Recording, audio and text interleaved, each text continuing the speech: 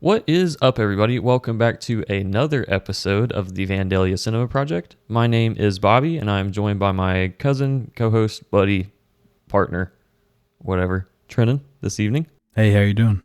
This week's episode that we have for you all is a movie that I have seen before and wanted to show Trenon. It is a little movie called Parasite, if you've heard of it. It's won several accolades, and it's one of the best movies of all time, on top of being one of the best foreign films of all time.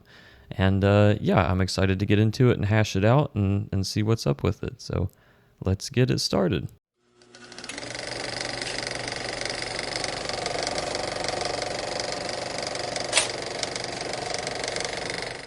Yeah, I was actually shocked at how many awards this movie has won.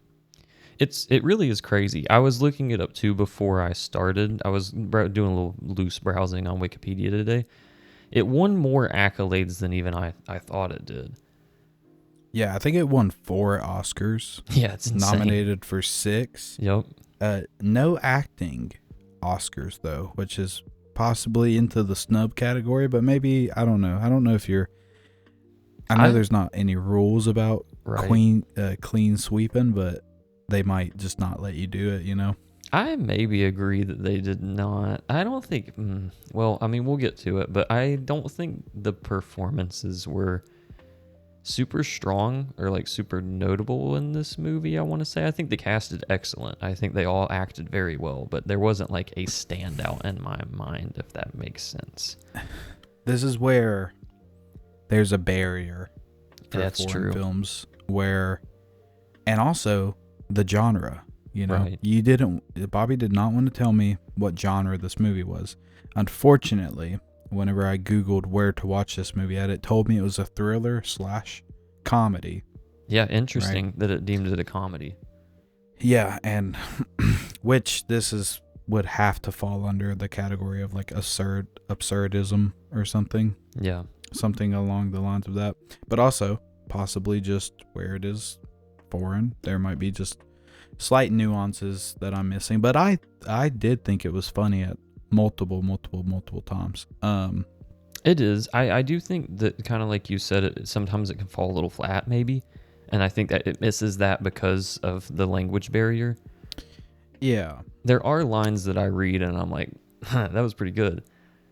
Well, everybody is like, and that's one of maybe the acting things is like everybody is just playing it so straight, you know, like all the funny lines are said with like just the most dead face standard, you know, except there is like one scene in the middle of the movie where I was just like, oh shit, like it was like sassy. Yeah. And but no, very highly praised movie, which was apparently a shock for everybody that had watched it in the beginning, because they were like, oh yes, another foreign cult classic to add to my film bro repertoire. And then it just went super mainstream and it was just beloved by everybody. Yep. It is interesting how mainstream this movie is. I also think that I don't want to deviate too far from... I was thinking, I think it's like 98th or 88th ranked movie of all time. I was reading somewhere where it's rated that high on the list, and I've seen that it is considered the best film of the 21st century. That's on the Wikipedia page. That's awesome. It definitely, just as like a casual, for usually whenever a movie wins Best Picture, there's a good chance you'll be like, I've never heard, I didn't see a single ad for that movie. Like, I didn't know that movie even came out. But this one, it's like, I heard everybody talked about it, you know? Especially too, it came out, this is a 2019 movie. I remember this is hearing about it, which is whenever potentially, it came out. Yeah, I mean, like, this is potentially the last, this would have been like the last movie of like the old movie era, because now like we're in the post-COVID cinema era. Yeah. So this is pre-COVID film. So that's interesting all by itself. It's just I'm actually looking at the list of movies Mm-hmm. that won Best Picture. So 2019, Parasite. This the director, we'll butcher it. Bong. I'm just gonna call him Bong. Bong. I think that's how people are saying it. Yeah. He's not only is he notable in Korean film, but I mean he directed Snowpiercer, and I had no, I would have never even thought about that. You texted me earlier. Was that your suspicion? Out of curiosity? No. Okay. No, I'll go ahead and tell you that now. So I was watching this movie. I was trying to find, especially where I've never seen this movie before. Right. I was like, can I find the act breakdowns without looking anything up? And towards the end of the movie, I went, this has to be a 4-act structure movie. Yeah. And it ended up it is. And I was like, oh, Act 4 has to be his dad doing the Morse code, correct? Or am I incorrect? No, because I don't know if I'm even familiar with a 4-act film narrative, whatever. So it's not very common. The Dark Knight, okay, is allegedly a 4-act movie structure, because once the Joker stuff ends, they start doing Harvey Dent stuff, and it's like when the Joker stuff is, you're like, oh, the end of the movie. So Act 1 is up until like he gets hired. Yeah. And then Act 2 would be him getting his whole family hired. Okay. Act 3 would be them partying. Mm-hmm. Right? Yeah. And then or like Act 2 ends like whenever the old housekeeper rings the doorbell. Gotcha. And then after that's I'll have to look at it again. I understand what you mean. I was more so curious too with a 4-act movie, which I'm sure it depends, but is it usually just like a little bit more setup? I guess, is that what it tends to be? Is it like, because I know the typical 3-act narrative is setup, conflict, resolution. Pretty much. And then if you're doing 4, is it setup, conflict, resolution? I think it's just like whenever just completely different things are going on. Okay. Like, because like there's a lot going on in this film too. Yeah, the way I noticed it is like I was like, okay, Act 1 should be ending now, and they were still just kind of doing the same stuff. Yeah, hanging around. Like, by the time he gets hired, I'm like, it's still kind of early for it to just be Act 1. Right. But then, like, whenever his sister and everybody else starts coming, I was like, well, that's still kind of the same vibe. Yeah. And then, like, once they're having dinner in the house by themselves, I was like, this feels completely different, but we're halfway through the movie. Yeah. So obviously I've missed something. Yeah. Just real quick. So, like, 2018 Best Picture, it's a movie called The Green Book. You ever hear of that? I believe it or not, I don't know anything about it. Yeah, this is the first I've heard about it. 2017, The Shape of Water. I've heard of that. 2016, Moonlight. 2015, Spotlight. 2014, Birdman. And 2013, of course, is 12 Years a Slave. That's one of the more popular ones. Yeah. But, it's just like, it's like weirdly hit or miss. Yeah. It's like, to be the best movie, sometimes you just don't hear about it. In theory, the best. I know these are a little bit loose. Oscars get a little loose sometimes. Yeah. But well, looking back at the list, sometimes you're like, I can't believe that one Best Picture. 2000, the year 2000, Gladiator. Wow. Wow. It's kind of crazy. Yeah. And then 2003, Lord of the Rings, Return of the King. Sick. Awesome, though. Funny, though, that's the worst movie in that trilogy. Right. So, but, I swear, this is just my personal opinion, but it's a shared opinion. I think the Oscars aren't, it's art, first off. So all of art is subjective. But, take Leonardo DiCaprio taking so long for him to win an Oscar. when he's been like the best Like actor this, of this generation. yeah, like maybe. this guy's Yeah. not giving actor worthy performances Yeah. in every movie he's ever in. Right. So like they probably were getting done with Lord of the Rings, Yeah. and they're like, man, this shit is good. We got to give it And something. Yep. we gotta give it something. So let's go ahead and give the last one. Yeah. Even though it's the worst one, we'll give it the Oscar. I could see that. You know. That definitely makes sense to me. I do want to ask you, I don't know if you have, do you have anything else you looked up at the moment you want to talk about with it? So this movie, which it's hard to convey from a strictly basically audio podcast, you know. Right. This movie is highly, highly praised for its advanced cinematography, and like, you know, just watching the movie, right? It's like it looks great. It does. It's a pretty looking movie. There's so much nuances of like. I mean, we could probably talk 30 minutes about the significance of staircases in this movie. And so there's so much nuance about, is the camera pointing up in the scene? Is it pointing down?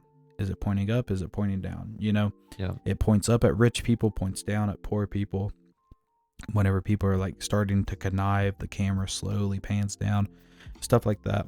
And then another thing this movie gets highly praised for, and this is another thing I noticed, is its blocking. Okay. And blocking is just where people are positioned in a film, right? Right. And it's a stage term for plays. And I was like, man, the blocking and the sets of this movie are so tight. Yep. I was like, I wonder if this was like originally a play. And it was. Really? He originally wrote this to be a theatrical production, which so that's something that I noticed through the movie too, is that, you know, that I think specifically how they're positioned. I think that's very obvious. I think some of the cues I don't remember exactly, because I remember there's a lot of significance to The Rock, which we'll talk about that a little bit more here in a bit, because I'm sure even you know more about that than I do. But I knew there was a lot of like niche, loose little symbolism scattered throughout the movie. But I did pay attention to the positioning more this time. This is the second time I've seen the movie. I know it's your first. And it's noticeable. And that's something that's cool. All through like them shopping and stuff, the dad's always in the background, or the poor is always following the rich. It's a very interesting use and placement of people, and something that you don't really see in movies a lot. I didn't know it was called blocking. That's interesting. Yeah, just stage blocking. Yeah. One of the earliest scenes, and it just made me laugh the way it was directed, is whenever they were talking to the pizza box lady. Yeah. And then she just gets surrounded by the family. Yeah. It's like funny. Yeah. You know? And I was like, ooh, is this going to be like a Kung Fu Hustle type funny movie? Like, is it going to be like so absurd? Like, it's like, we're going to have no secrets that this is a movie, and it's like people popping up and like looking over shoulders. And it doesn't do that very much throughout the movie, but I noticed in that scene in particular, like, they really started, you know, hounding this girl. So there's a couple of weird like things in this movie like that, and that was a one-off. Like, they do use positioning a lot, but that is, like you said, kind of Kung Fu Hustle, like reminiscent. I noticed that this watch through too, when they surrounded her. It's very weird. This is a weird movie. It's very strange. There's a lot of things that's weird about it. And that kind of brings me into, I just wanted to know, like, what did you think about this movie? Did you like it? Did you not like it? No, yeah, okay, so, this is fun, where I would just give like a straight up review of it. I really like genuinely enjoyed it. Right. I would watch it again. It's not, you know, I don't think this is like a weekly watch. You know, like some movies are so fun you could watch it weekly, but this is like maybe going to be like a yearly watch. It's like you need to revisit Parasite at least once a year, you know? I really liked it. I had a lot of fun with it. I know there's probably just so much stuff I missed. I thought it was good. I really did. It's good. I think the first time that I saw it was 2022, 2023 maybe. I had heard about it. I'd heard about it for a long time, heard about how good of a movie it was, saw all the words it won, knew it was kind of turning into like a new modern classic. And I was like, damn, I guess I gotta watch this movie. So I did. And my first watch through, that's why I didn't want to tell you anything about it, because I had no idea what to expect. And I think that's a really good thing of going into this movie, is not knowing what to expect. I had no idea it was even tagged as a comedy until I Googled it this watch through, which is funny because this movie does have some funny elements. I think, like I said, I think the language barrier ruins it a little bit, but there are times where I read subtitles and I'm like, that was pretty good. This is just a nice little clip. And there are some like inherently comedic like themes, and the way this movie treats like really heavy subjects is like lighthearted and funny. Like just them the whole towards the end, it becomes like a really big theme of the movie, or a really big piece of the movie, is that Mr. Kim, the driver, the father, stinks. It handles that in like a funny way almost, especially at the start of it. It becomes really lighthearted, and then it turns sinister almost. I think that I like this movie. I think it's awesome. This movie, my main takeaway from it, and it really got me this time too, this movie feels like gritty. It feels disgusting almost to watch in a way. I don't know if I would have it be a yearly watch. I'll definitely watch it again. I think it's a great movie, but I don't know if it, even watching it twice now, like I don't know if I'd want to watch it a third time, probably, but I don't know when it would be. I think it's well, I'm kind of glad that I knew it was going to be a comedy. But other than that, just so that way you can kind of like, right. I was just like a little bit more keen cuz like the combo thriller comedy. Yeah. I wasn't like, I knew this wasn't going to be like a schlock fart joke comedy. Right. You know what I mean? Yeah. And then the addition of it being foreign, I'm just glad that I was also looking, because like the thumbnail for every YouTube video how this movie is marketed, I thought this was like a serial killer documentary, you know, with the like everybody with the blacked out eyes and stuff. And I actually was like, just from those images, I thought this movie was going to be like exceedingly darker. Right. And like this, the name Parasite, I'm like, dude, they're gonna like, you know, vampire people. Yeah. And so I'm glad about that. And the only reason I think also for an anti-capitalism movie, this is maybe my favorite anti-capitalism movie. And as someone who's not even inherently an anti-capitalist, you know? Right. Because like it's not so stick your nose up and wag your finger, rich people are bad. Yeah. It's like this system promotes an inherent badness in all people. Well, I think it shows a lot of the characteristics of why the poor. I'm gonna side on the capitalist side here. But this isn't my opinion.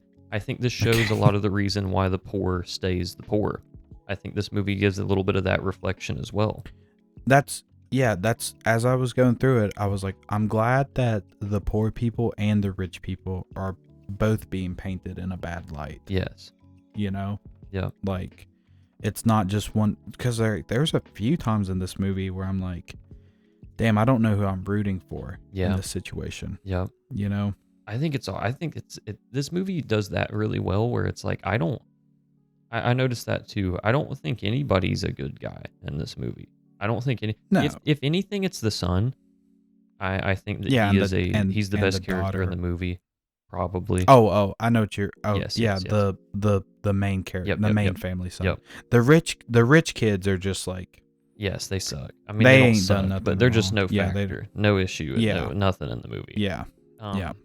But I think that it's so hard to kind of. It's interesting how it does flip-flop back and forth in this movie between like, oh, the rich people, these poor people are scumbags, and then you're like, yeah, let's go poor people, and it's it's cool. I wanted to say too, I think this movie is so suspenseful. And even like after I don't know if you got that as much as I did, and even I don't know what like kind of what bearing knowing that it was like a comedy thriller, like you said, had on going into it. The second watch was just as suspenseful for me as the first was, so it kept that, and I was really happy to know that. I think this movie does that really, really well, and I thought that was cool. One of the highest praises I saw about this movie, and I completely agree with, because like, it's a complete shock that a foreign film has won Best Picture. You know, like it's like this doesn't happen all the time. This may be the first time, I think. And it went up against like 1917, which was, wow, I didn't know that. In all intents and purposes, I mean, like it's a very, very masterfully done war movie. And like I saw somebody joke like, Americans love them war movies. Yeah. And it was awesome, but somebody said that this movie, even though the language barrier, the language of cinema that it uses is so universal, and it made it so understandable. And that's just, shout out to Boone, who's or Bong. Shout out to Bong, because it just seems like he's GOAT status, and he knows what he's doing, and he really showed it to everybody. Yeah, it's easy. He had a plan, and he did it. He did. It's wonderfully directed. I think the cinematography is super cool. Like you said, there's a lot of shots and scenes that are good, and this is an easy foreign film to kind of forget that you're reading in.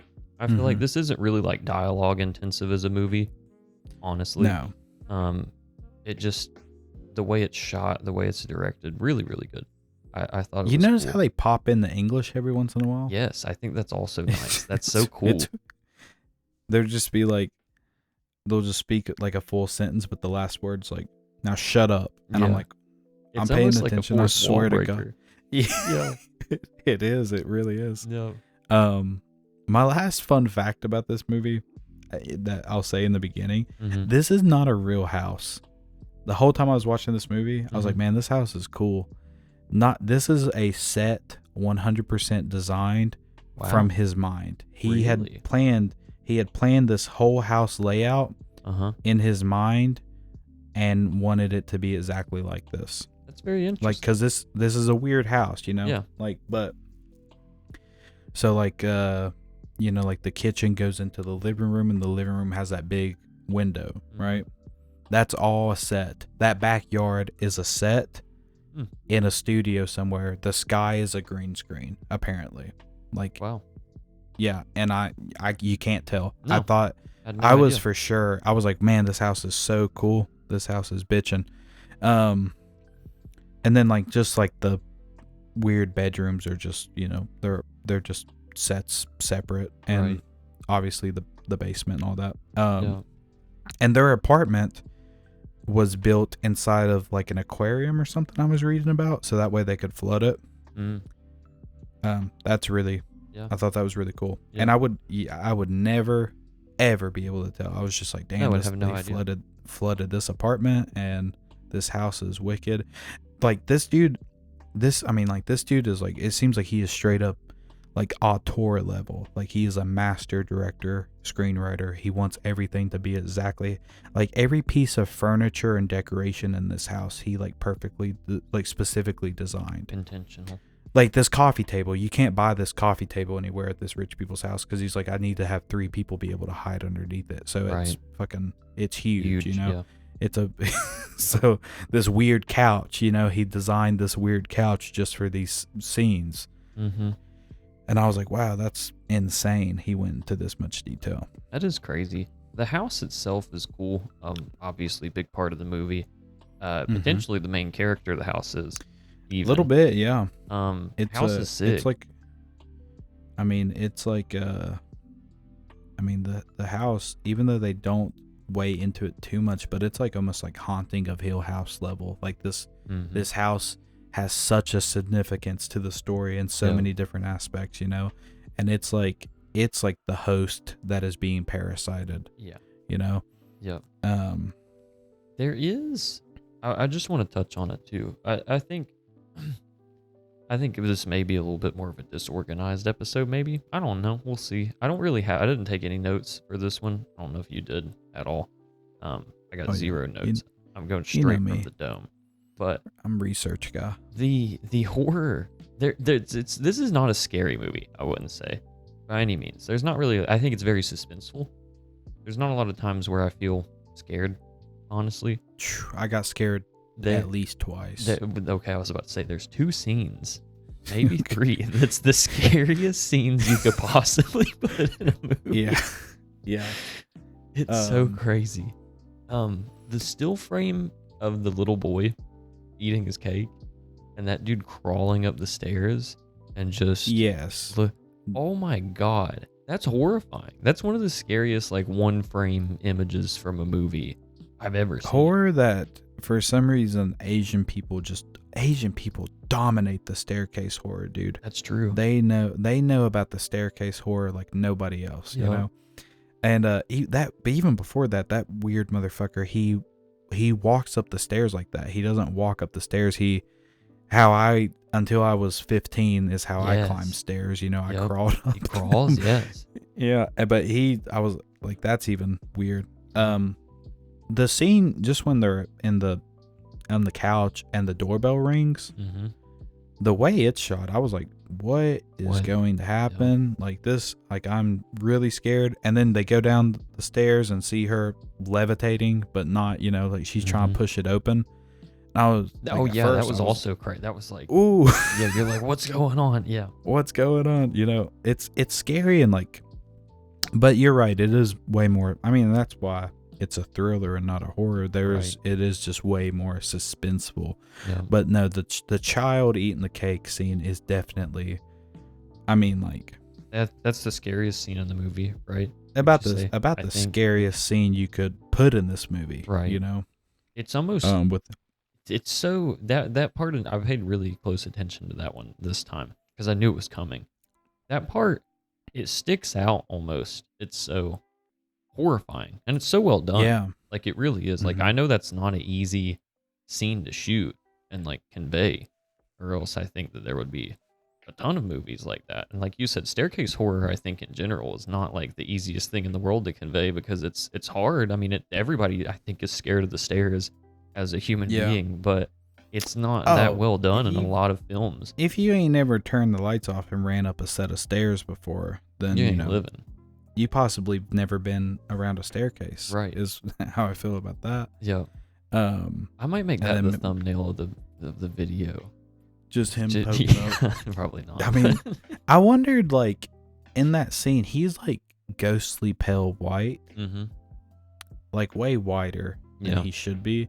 And I'm wondering if it's like the artistic. Yeah. Also, I love how that scene's shot, like how they look behind their shoulders and then the scene just like starts unfolding. Yeah. That's really cool. That's just really fun storytelling. Yep. But I wonder if it's like he's like, I saw a ghost, and then his memory of it is even ghostier. I never thought about that. Because I agree. He looks like a monster. I mean, the dude's weird looking anyway. The actor in this movie, they made him look strange. And you almost like, which I mean, he lives in a basement, but even besides that, you're like, something's wrong with this guy. You know, like something's not right about this fella. And the way he eats, and he's just like a freak. But just they bizarre. sauced him up in that scene. It's crazy. That really, man, that was just so scary to me. I got scared again in that one. It's almost like a SpongeBob cutaway. It's that same feeling whenever I was a kid and randomly SpongeBob would just like, wah, and I was like, yeah. It's almost that same feeling in me as an adult in the movie, which is just cool to get. It's cool to feel things like that. It's very Courage the Cowardly Dog. Yeah. Like, oh, this episode's creepy. Yep. Oh, I'm scared. Like, you know, just for a second too, you know. We're gonna get it ordered. We're gonna get a structure because like I'm gonna have to go through this movie beat by beat I'd love to think about it. Yeah. So immediately. Like we was talking about, their semi-basement house, I think it's cool. Yeah. And in theory, obviously, it's like the ultimate representation of like being poor. Mm-hmm. Well, it's the second lowest form of being poor in this movie. But like, and then it pans down, and then also the opening scene of this movie is completely mirrored by the ending scene. That's just, that's some good shit. Yeah. It just pans down, same window to the same guy. Love that. Interesting. Love that shit. Yep, didn't even think about that. But this version of poverty is just so haunting in itself. Yeah. It's so, like, it just makes you so disgustingly sad, because they're just like, they're so mundane to it. They live in this shitty place, and they're like, oh my God, we don't have Wi-Fi no more, no service. Yeah. And then they say something like, oh, first our phones get shut off, and now we don't even have Wi-Fi. Yeah. And like, it was kind of shocking to me as an American for them to be like, oh, you can't get on WhatsApp. And I was just like, ah, shit, right. WhatsApp, Yeah. I was like, but I do know what it is. It's crazy the whole world runs off of WhatsApp except for us. Yeah. Yes. I mean, right. that's how I felt. I was like, okay, of course, I'd be, with this kind of poverty, the thing this is like the art of scraping by is what it feels like. It's like they're not starving. They could be more impoverished, but this one's it's just like a whole different kind of miserable. This is like, you're not homeless, and you're not homeless by the grit of your teeth, right? Like you're just holding on to like some sense, some semblance of just being poor, right, and not impoverished, Yeah. And then like I started just noticing like there's just so many weird dynamics off the rip. They see the dad as the ultimate problem solver.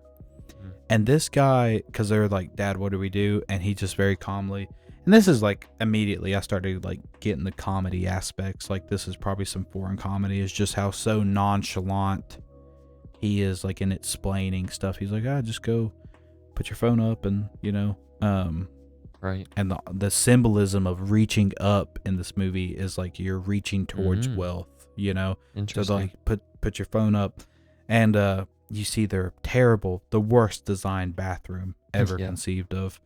But they look to him as the problem solver, and this dude plays a beat down dad so well. Like he just like, I love how he looks. I love his face. Sometimes it's super red. Oh man, it just looks sad. His shoulders are just like so slumped, and his posture is just so bad, but it's like he's still so big and strong. Like but like he's like Atlas, he's holding his family upon his shoulders, the world. But immediately I'm like, damn, these people are kind of lazy. I was about to say, also at the same time, the father is the biggest piece of shit in this movie at the same time. Almost. I was like, man, these people are like fairly lazy. And like, it's not like I'm a dickhead for saying this, but they got bad attitudes. They just have like the mom for the largest part of this movie just has like a terrible kick me while I'm down Eeyore type attitude, And then it's not even like I'm a dickhead for saying this, because it immediately shows in the pizza box folding, they fucked it up, Right. And then they're like bitching about it, and they get kind of a sweet deal. Like 1/4 of the product's messed up. You're only going to lose 1/10 of the money. Yeah, that's pretty good. That's pretty saucy deal for what happened. But it just says so much about the dad whenever they like are fumigating the street, and they're like, "Oh, shut the window," and he's like, "No, the stink bugs, free pest control," and they're all just coughing, and he's just soaking it in, right? Yeah. And that's when I was like, "Whoa, this is like really, like this is hardcore." And then like we already talked about it, like that scene where they're surrounding the pizza box lady, it just shows how tight of a family unit this is, and how charming they can be together, and how good at swindling they are. Because they're like, you need him to work here, and all this stuff. And So it's that scene does a good job of being like smothering in a way. Like you feel that as that puts that pressure on you as the audience through, it conveying it with the pizza girl in that way. Yeah, it's like they're kind of like I mean, they're beggars pretty much. Yeah. And they're really in your face about it. But I love the introduction to the college friend. Mm-hmm. And the way they talk about him, the fact that he's going to college, they're putting him on like a higher societal level than they are. Right. Because they're like, oh, you could have never went out there and scared off that drunk guy. But people that go to college, they got something about them. Right. They got vigor, and they love him. They're like, oh, he's so cool. And they're like, one of the big themes of the movie I saw and noticed is that the son, he wants to be like that guy, and steals a bunch of his ideas. So he shows up with the landscape or the scholar rock, right? Right. And immediately I was like, cool. This is some cool shit I ain't never heard about before. Yep. I was like, I do like how the rock looks. Yep. And it brings wealth and whatever, and just the way they're shooting it, I'm like, this rock is gonna be of utmost importance. Something to this rock. And I saw that this is like a personal thing for the directors. I guess his grandfather had one or something, I think I read. But interesting. What do you think about this family getting introduced? I like them all. I like them all too. This movie is a movie about characters. Like I said, it's not super dialogue intensive, and it does. I think the opening scene does such a good introductory on all of the characters. Like it's beautiful. Like if you just watch this one scene of the movie, it conveys what you need to know about pretty much everybody. The mom, like you said, has a little bit of bad attitude, kind of sucks. The dad, huge sack, honestly, sometimes, but still is like strong as the problem solver, the answer. They look to him. The daughter, I think, is maybe even in this scene, she's kind of conniving. Like she's the con, like, and even says it. She's the con artist. She's like, I don't know. I don't remember if there's anything that happens. She's like witty. Scene. Yes, but it does show, I think it shows that at least. I'm trying to think. Maybe definitely with the pizza lady, because I think she's the one that kind of set that whole thing up. Yep, and I think this shows that the son is like the most wholesome character, I guess, in a way. He's really go with the flow. Yeah, but he's about it, and he wants to. He's the one that you feel like can make it. You're like, oh, this dude could get it. He's down on his luck, and he's definitely. I think he definitely is, like, even at this point, I kind of felt like he was the main character. Yeah. Immediately, you know, like once his college friend comes, it just solidifies it, and that stays true the whole movie that he's the main character. Because I thought the dad was going to be. Yeah, it's easy to think that.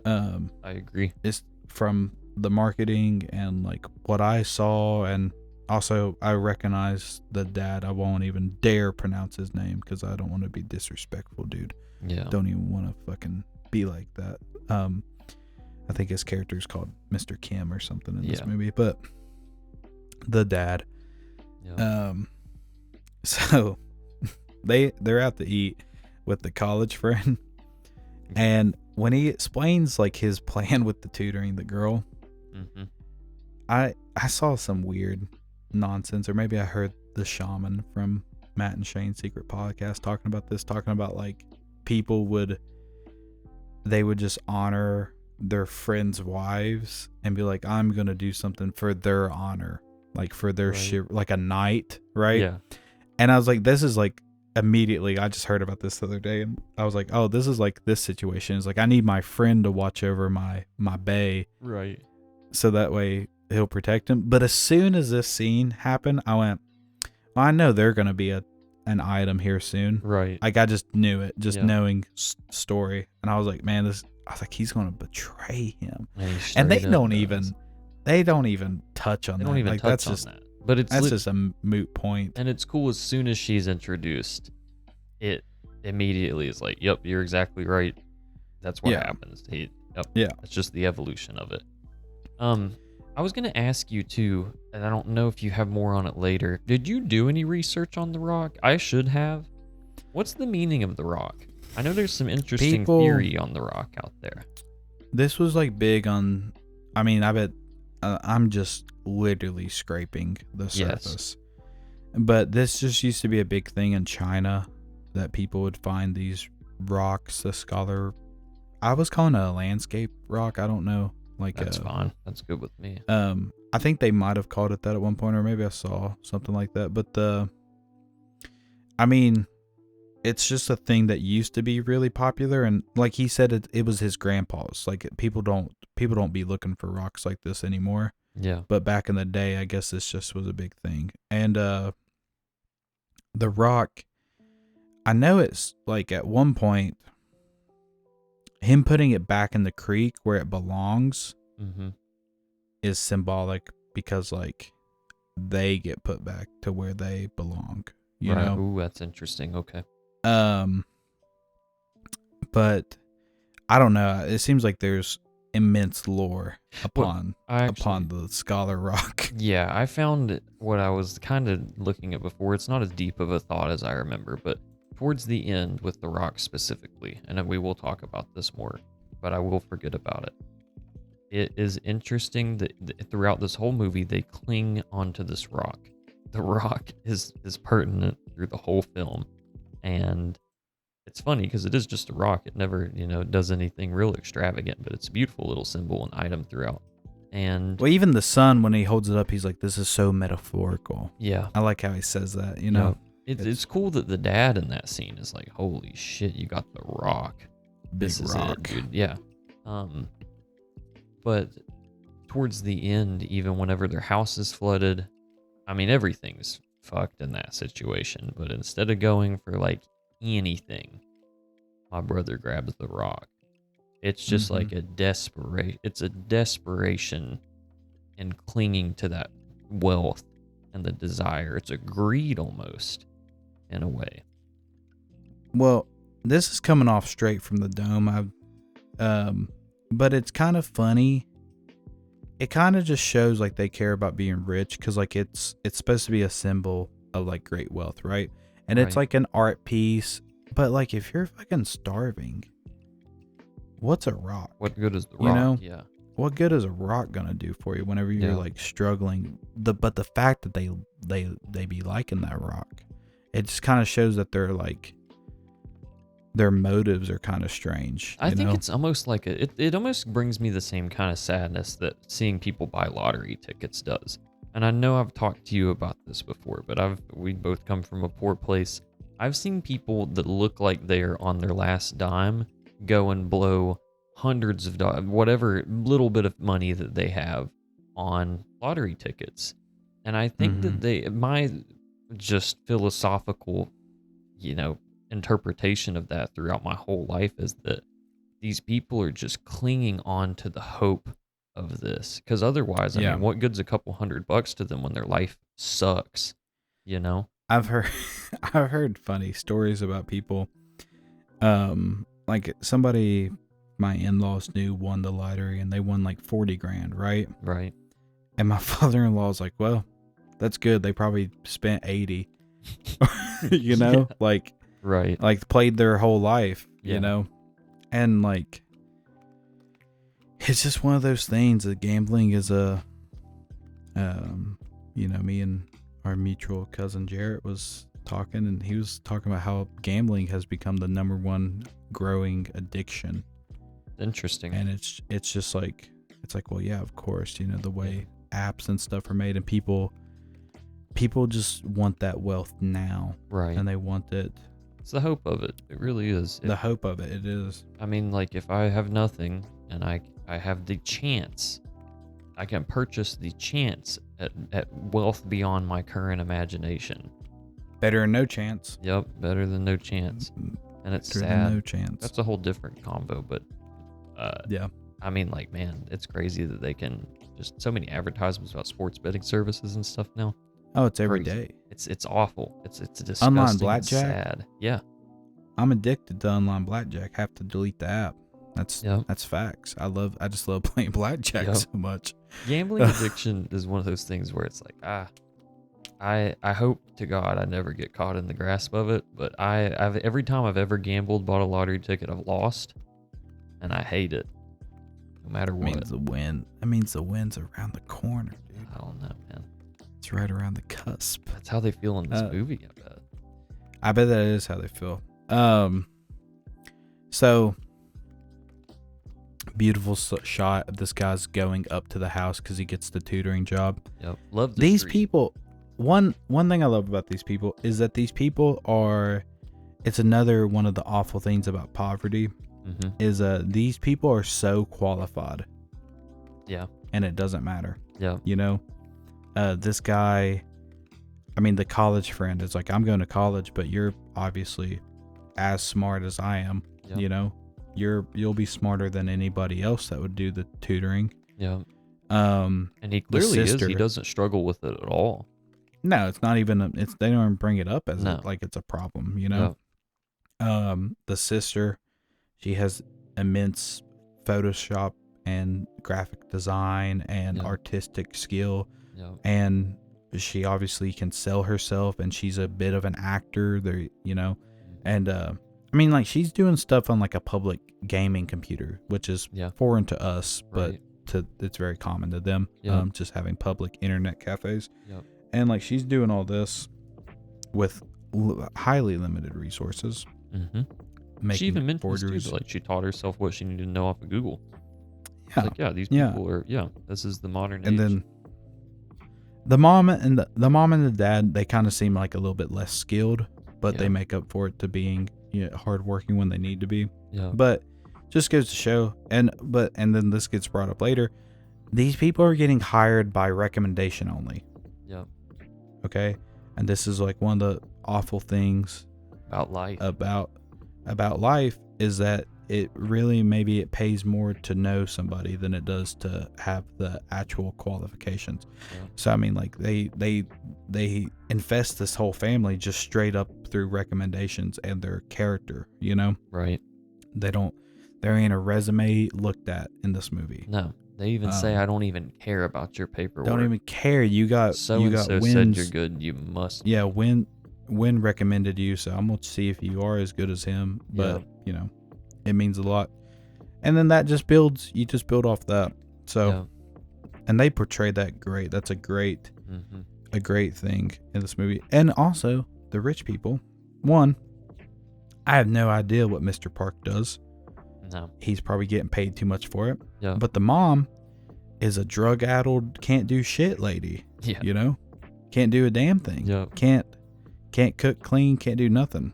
Nothing. And so love how that's portrayed. It's pretty good. Again, it points with both the poor and the rich.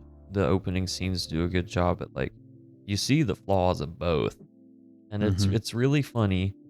Number one, I love the street. I don't know if that has any meaning to you, but whenever he goes up to the house, it is a beautiful shot.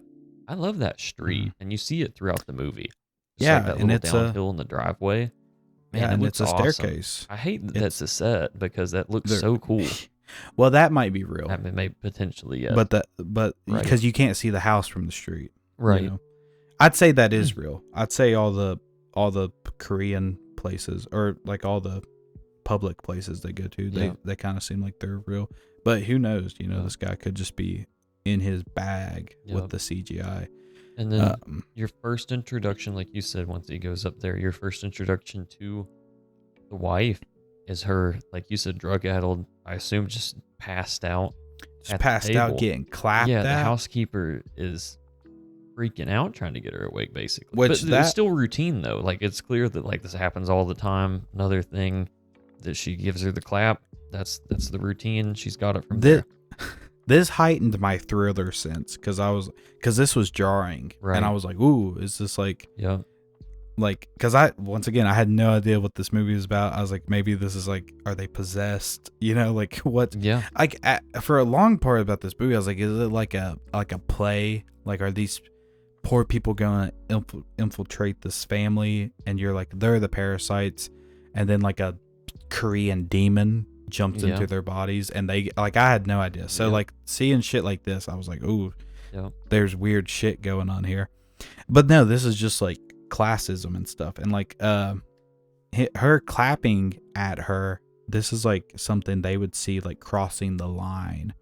Like this is like, you know, like, how dare you, lowly maid, clap me awake from my stupor, you know? I never even thought about that, too, about how Mr. Kim, no, not Mr. Kim. Who is Mr. Park. Mr. Park, yes. And he repeats it several times about crossing the line in this movie. And you could assume that would be, it's the poverty line. Yep, you could assume that's the class line. Yep. Because at first, I was just like... Because whenever the dad's talking to him, he does say something like, well, you do love your wife, don't you? It's like, just like, I thought it was like the professional line. Like, you know, you can't be, don't be don't talk jive to me, drive the car, you know? Yeah. And, but no, it's literally like, don't overstep your bounds as your social class, you know? Your, what do the Indians call it? Their, hierarchy, caste. Your cat. Don't you're jump a caste out of below me. Yep. Yeah, don't jump out of your caste at me. Yeah. So yeah, I thought that was weird, but I love the son getting to know the girl and the mom and seeing, because all that's like, it's really fun. Like I like seeing the little boy run around and shoot his bow and arrow, and but so when they're walking down the stairs at the end, this is some good camera work. It's pointing up at them, right? Because they're in rich people place, right? Right. And she's talking about how he needs an art teacher. The camera then is like extremely pointed down, and it's darker, and it's the sun. And he's like, I know a girl named Jessica. She was my friend's cousin's art teacher. Yeah. And let me think of her Korean name. And it's pointed down. And this scene gets repeated with the sister. The same thing. She's walking out, and they are trying to pick a driver, and it flips down. So like when the camera's pointing down at these people, that's when the parasite is infesting. You know. So all that I didn't pay more attention to the camera work in this movie, because I know, and I think it just goes with how it makes you feel, because this movie does make you feel that like that sense of just weirdness to it, and it conveys it very well, even without speaking, like without words. You get that's the vibe kind of of why I think it's on my yearly watch list now, is because of, you know, forget about the story and stuff, like the director aspect of it is so that's fair good that I feel like you could just pick up a lot about filmmaking the more you watch this movie. Right. I love how that little jingle they did, just a little moment. I love that little, whenever she's like trying to remember her backstory. I looked into that. Apparently that's like how they teach Korean kids stuff, is this jingle. Yeah. Like a little rhyme. Yeah, she's like, my name's Jessica, and I met him here, blah, blah, blah, blah, blah, blah, blah. And yeah, apparently that's just like a common way to teach kids stuff.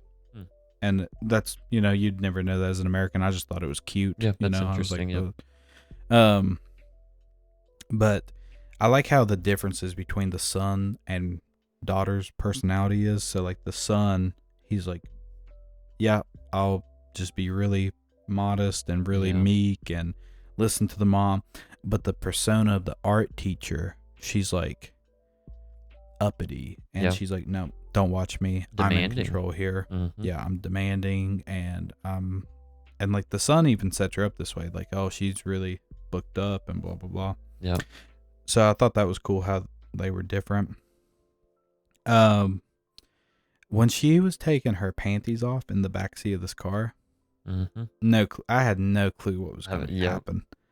I was like, dude, what is going to happen here? Because I was like, this could just be weird in 100 ways. Right. You know, the way this movie's going. Like, is she going to give it to him? Yeah. Is she going to, like, seduce him? Yeah. And I was like, and then at one point, I was like, they might not even tell me this is how weird this movie is. They might, she might just do this. You know? It's strange. So all the little setups are cool. It's very entertaining. how that works, and to watch like and like you said, like that, there is a little bit of you where you're like, what is going to happen with this? And is it Yeah, even going to no, say anything? Is this going to even work out? It does that to yeah, you later on, where they get to the yeah, point where they're talking about it. And they're like, actually, the funny thing about those underwear in the car, they're like deadpans almost. yeah. And there was a couple times where I'm like, are they gonna buy this ruse as Mm-hmm. they're explaining it? Because they're kind of explaining, the logical inconsistency, Right. which, even like going back a little bit, like how the college friend describes the mom as Mm-hmm. like she's just so naive. Right. Mrs. Park, she's like so naive, and she's like really, well, it's really just like the most stereotypical rich woman ever. Like, she can't cook, she can't clean, she's really worried about her kids, but like in ways that only rich people are worried about their kids. Right. Like, I don't, and like, just like, is he gonna be like a fucking artist at 5, Right. like, who gives a kid shit? I'd be scribbles, yeah. way more worried about his seizure episode he had that they don't bring up until halfway through the movie. Right. It's like, you probably should get him into therapy over, Yep. but they're like, oh, it's art therapy. A little Oh, funny I line. can't have a maid that has tuberculosis or something. Right. And, Yep. Little funny line in the movie with the kid and art is whenever I think it's whenever he first gets hired, Kevin. Whenever Kevin 1st gets hired, Kevin. and they're looking at the art by the little boy. He's like, "Oh, that's a good picture. What is that? An orangutan?" Oh, chimpanzee. Yeah, and And she's like, oh, it's self-portrait actually. "Yep," and he's like, "Of course." There was something that he says, and it's just so it cracked me up. Genius. Yeah, Yeah. it's really She's like, you funny. got a fine eye for art, Kevin. Yep, it And was it's really like, so I mean, funny. granted, if a kid is drawing those, I thought they were fairly good kid Pretty drawings, cool. Yeah, Um, they're not any Picassos or anything, but right. they're pretty good for a kid. Yep. But if you're a rich kid who can do whatever you want, maybe you can really spaz with the crayons every once in a while and Yep. And really get something out there. I was gonna say the wife too, like of course, but she is an idiot. Like, and it is funny how Yeah. fast their whole family takes over this household. It's Yeah, within I like mean, 2 days. It's like, oh, her actually hired 5 people. these plots are like these setups, and this is one of my favorite notes I've written for every single episode. Mm-hmm. This reminds me, this could have been like a really crazy Seinfeld episode or an Mhm. Always Sunny in Philadelphia episode Yeah, of just like these shitty people I can see that. Yep. infiltrate. Yeah, Like, Always Sunny just came to my mind immediately of just like these shitheads, like, oh, I'll pretend to be nice to these rich people and get a job and they'll pay me too much for some bullshit. right. And I'll get my friend to come, trim the bushes and Yep. stuff. And I was like, this would make such a good Yeah. Always Sunny. Mac, listen to the pod, bro, and put this in the newest season. Your ratings are down, baby. You need me on the board. But yeah, it was Yep. just cracking me up because It's like so of how funny. It's like, you can drive, right? And they're like, yeah, I can figure it out. Yeah. yeah, just It- like It is funny. Yeah. The whole idea of it and the principle of it is scary, but it is equal just as funny. I do get it. yeah, just getting and just getting overtaken. You just don't even know, No. and like I would never. I'd be like, damn, the tutor really wants this. At a point, I was like, why? Like, why can't you just be like, my dad was a driver. Yeah. You want to see if he Right. works, What's what's the point of there is a little bit But it's like these people are just so uppity that you can't even like you don't know. you can't say my mom's out of work. She Yeah. could be the house cleaner, It is, and you mentioned it, like, it is, that's the messed up thing about poverty, and I feel like this kind of like caste system almost is like they are well qualified, but at the same time too, it is funny to see how, I don't know, I guess it is exaggerated. Like, it's funny that they're like, oh, she went to Illinois State for art school, and they're like, oh, Yeah. It's just, and I'm sure it's, I don't know anything, but I'm sure it's a prestigious art school. But Well, it's I think this is a fun fact, but I think mhm. they changed those in the subtitles for Americans to understand Ooh, it okay, better. So like one, whenever they're going over his like college document, it says like Oxford.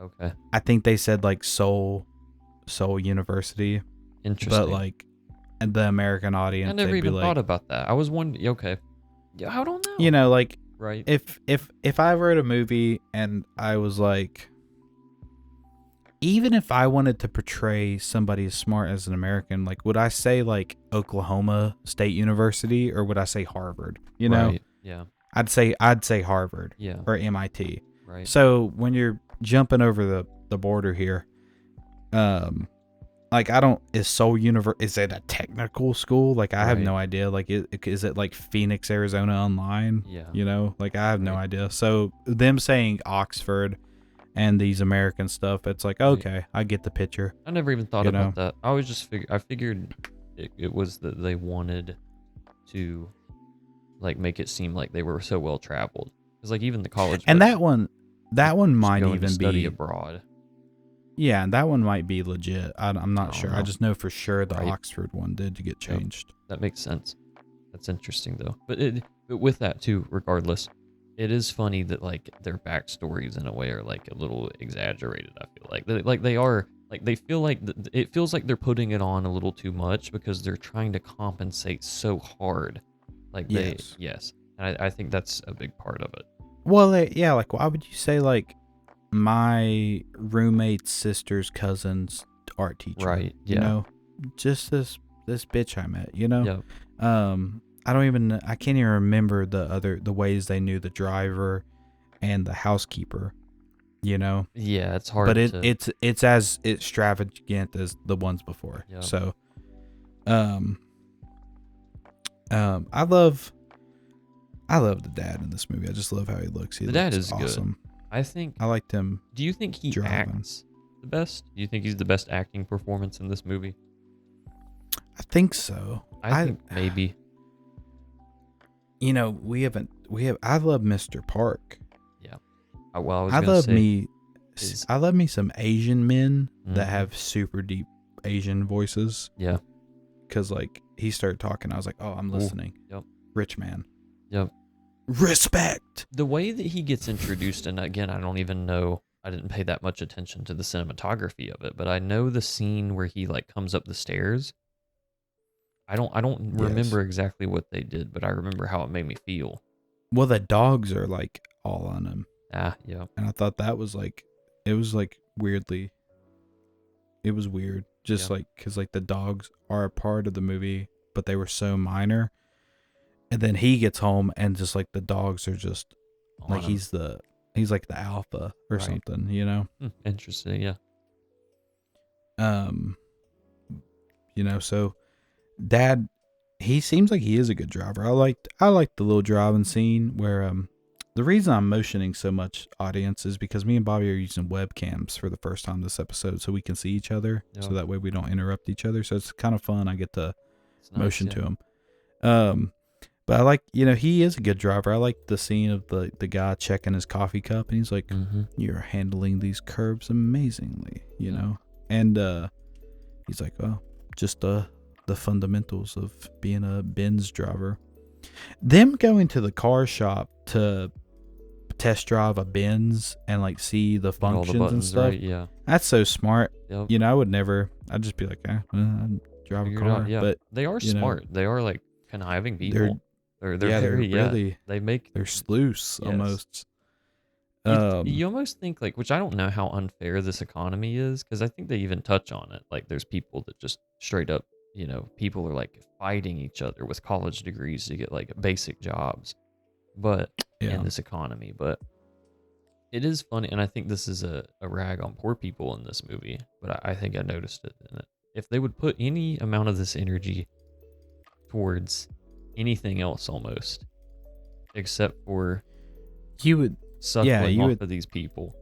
You would think something would work out Right. for him. Yeah. You'd hope so. Right. I don't know. You ever see the movie Fun with Dick and Jane? I have not. Okay, it's a Jim Carrey comedy that's it was a remake, but there's one scene. It's really 2008 recession coded, and like exactly that. But there's one scene where him and this other guy they used to be coworkers. There's a job opening somewhere, and they are like racing to it, and they're fighting for it, and like they're like, it's a comedy scene, so they're like pushing each other downstairs and hitting each other with briefcases, and they get to like Jim Carrey makes it there first, and he opens the door, and there's just a line of 80 people already in front of them for the job interview, and they're just like, fuck. But so like, you know, is it like that? Is there just such a low demand for workers and such a high supply of workers like that? It just seems it is impossible. Yeah, and it could be. I have no idea. Very well. Parallels, and I missed it. I had to cheat and research it, but you know, like the dude in the True basement, he said he's in debt because he tried to open up a cake shop. Apparently, the dad in the beginning of the movie says he failed at making a cake shop too. Missed it. I missed both of those. I think I'll be honest with you. So it seems like don't open a cake shop up in old South Korea. It'll surely fail. Yep. You know, there must be one on every corner, it seems. I was gonna say with I thought that scene of him driving was cool. I wish my brother would quit looking in the back seat. I was thinking that the whole time, and I was vindicated. Yes, the it next was driving vindicated. scene. Yep. Yeah, but I was like, dude, put your eyes on the damn road, bro. Be professional. But he's just so. Almost like he's infatuated just in a way. They're like trying to sell himself at the same time too. But like I thought it was like almost an infatuation with him, in a sense. But yeah, I mean I think he is. I mean, they're obsessed with these rich people. Right. They're obsessed with being rich. I don't know if this is just how I felt, but I feel like the integrating the mom, the plan for hers to get her in was the wildest, but we actually spend the least time with her getting in there, I think. You agree with that? Probably. Yeah, I don't think there's that much of a process to it aside from getting. This is like true maliciousness. This is when you're like, oh, these people are evil. Yeah, at like this point. the driver thing. The underwear. The driver. Yeah. That's pretty bad. Yeah, it sucks. Right? You're getting somebody fired. But the way they talked about it, they just said, like, we're not going to make a big stink out of it. Yeah. We'll just fire him. He can get a job somewhere else. Yeah. But, meanwhile, like, health care. Yeah. You know. The housekeeper that has been there the housekeeper's been there as long as the house has. Yeah. It's like she has more right to the home than rich people living there do, almost, in a way. Not really, but you get what I mean. She's like an integral part of the property. They kill her, basically. No, I mean, like they do towards the end, but like they poison her, essentially. They try to mess her up. Yeah. And then spread the lie on her. This is based on a true encounter that Bong had. Somebody was allergic to peaches, and somebody threw one at this guy, and it was just like that's crazy. Chemical warfare, and everybody else was freaking out. And Bong, so I know Bong's a cool guy. He was like, what an interesting thing to have happened here, you know? And so I fuck with that. I'm gonna do a Bong check. I want to see what Bong looks like. I gotta see what he looks exactly how you think he does. Bong Joon Ho. Oh, he does, doesn't he? That's so funny. That's awesome. Yeah, he looks exactly how I thought he was gonna look. That's awesome. There he is with his 4 Oscars. Yeah, sweet. He's sick. He looks like I mean, I can just tell he has sauce. Yeah, he's got some aura about him. Yeah. Did he do Mickey 17? Believe it or not, I think he did. Oh. Have you seen Mickey 17, by the way? I have. No. Oh, wow. It's a movie of all time. That's what I'll say. I guarantee it. I bet it's weird. Yep. As soon as I saw the trailer of Robert Pattinson doing like, my name's Mickey. Yeah. I was like, oh, this is gonna be. I will say, We're going to get a little movie inception here. Since we brought up Mickey 17, I did see conveniently a lot of people shitting on it the other day, hard on the internet.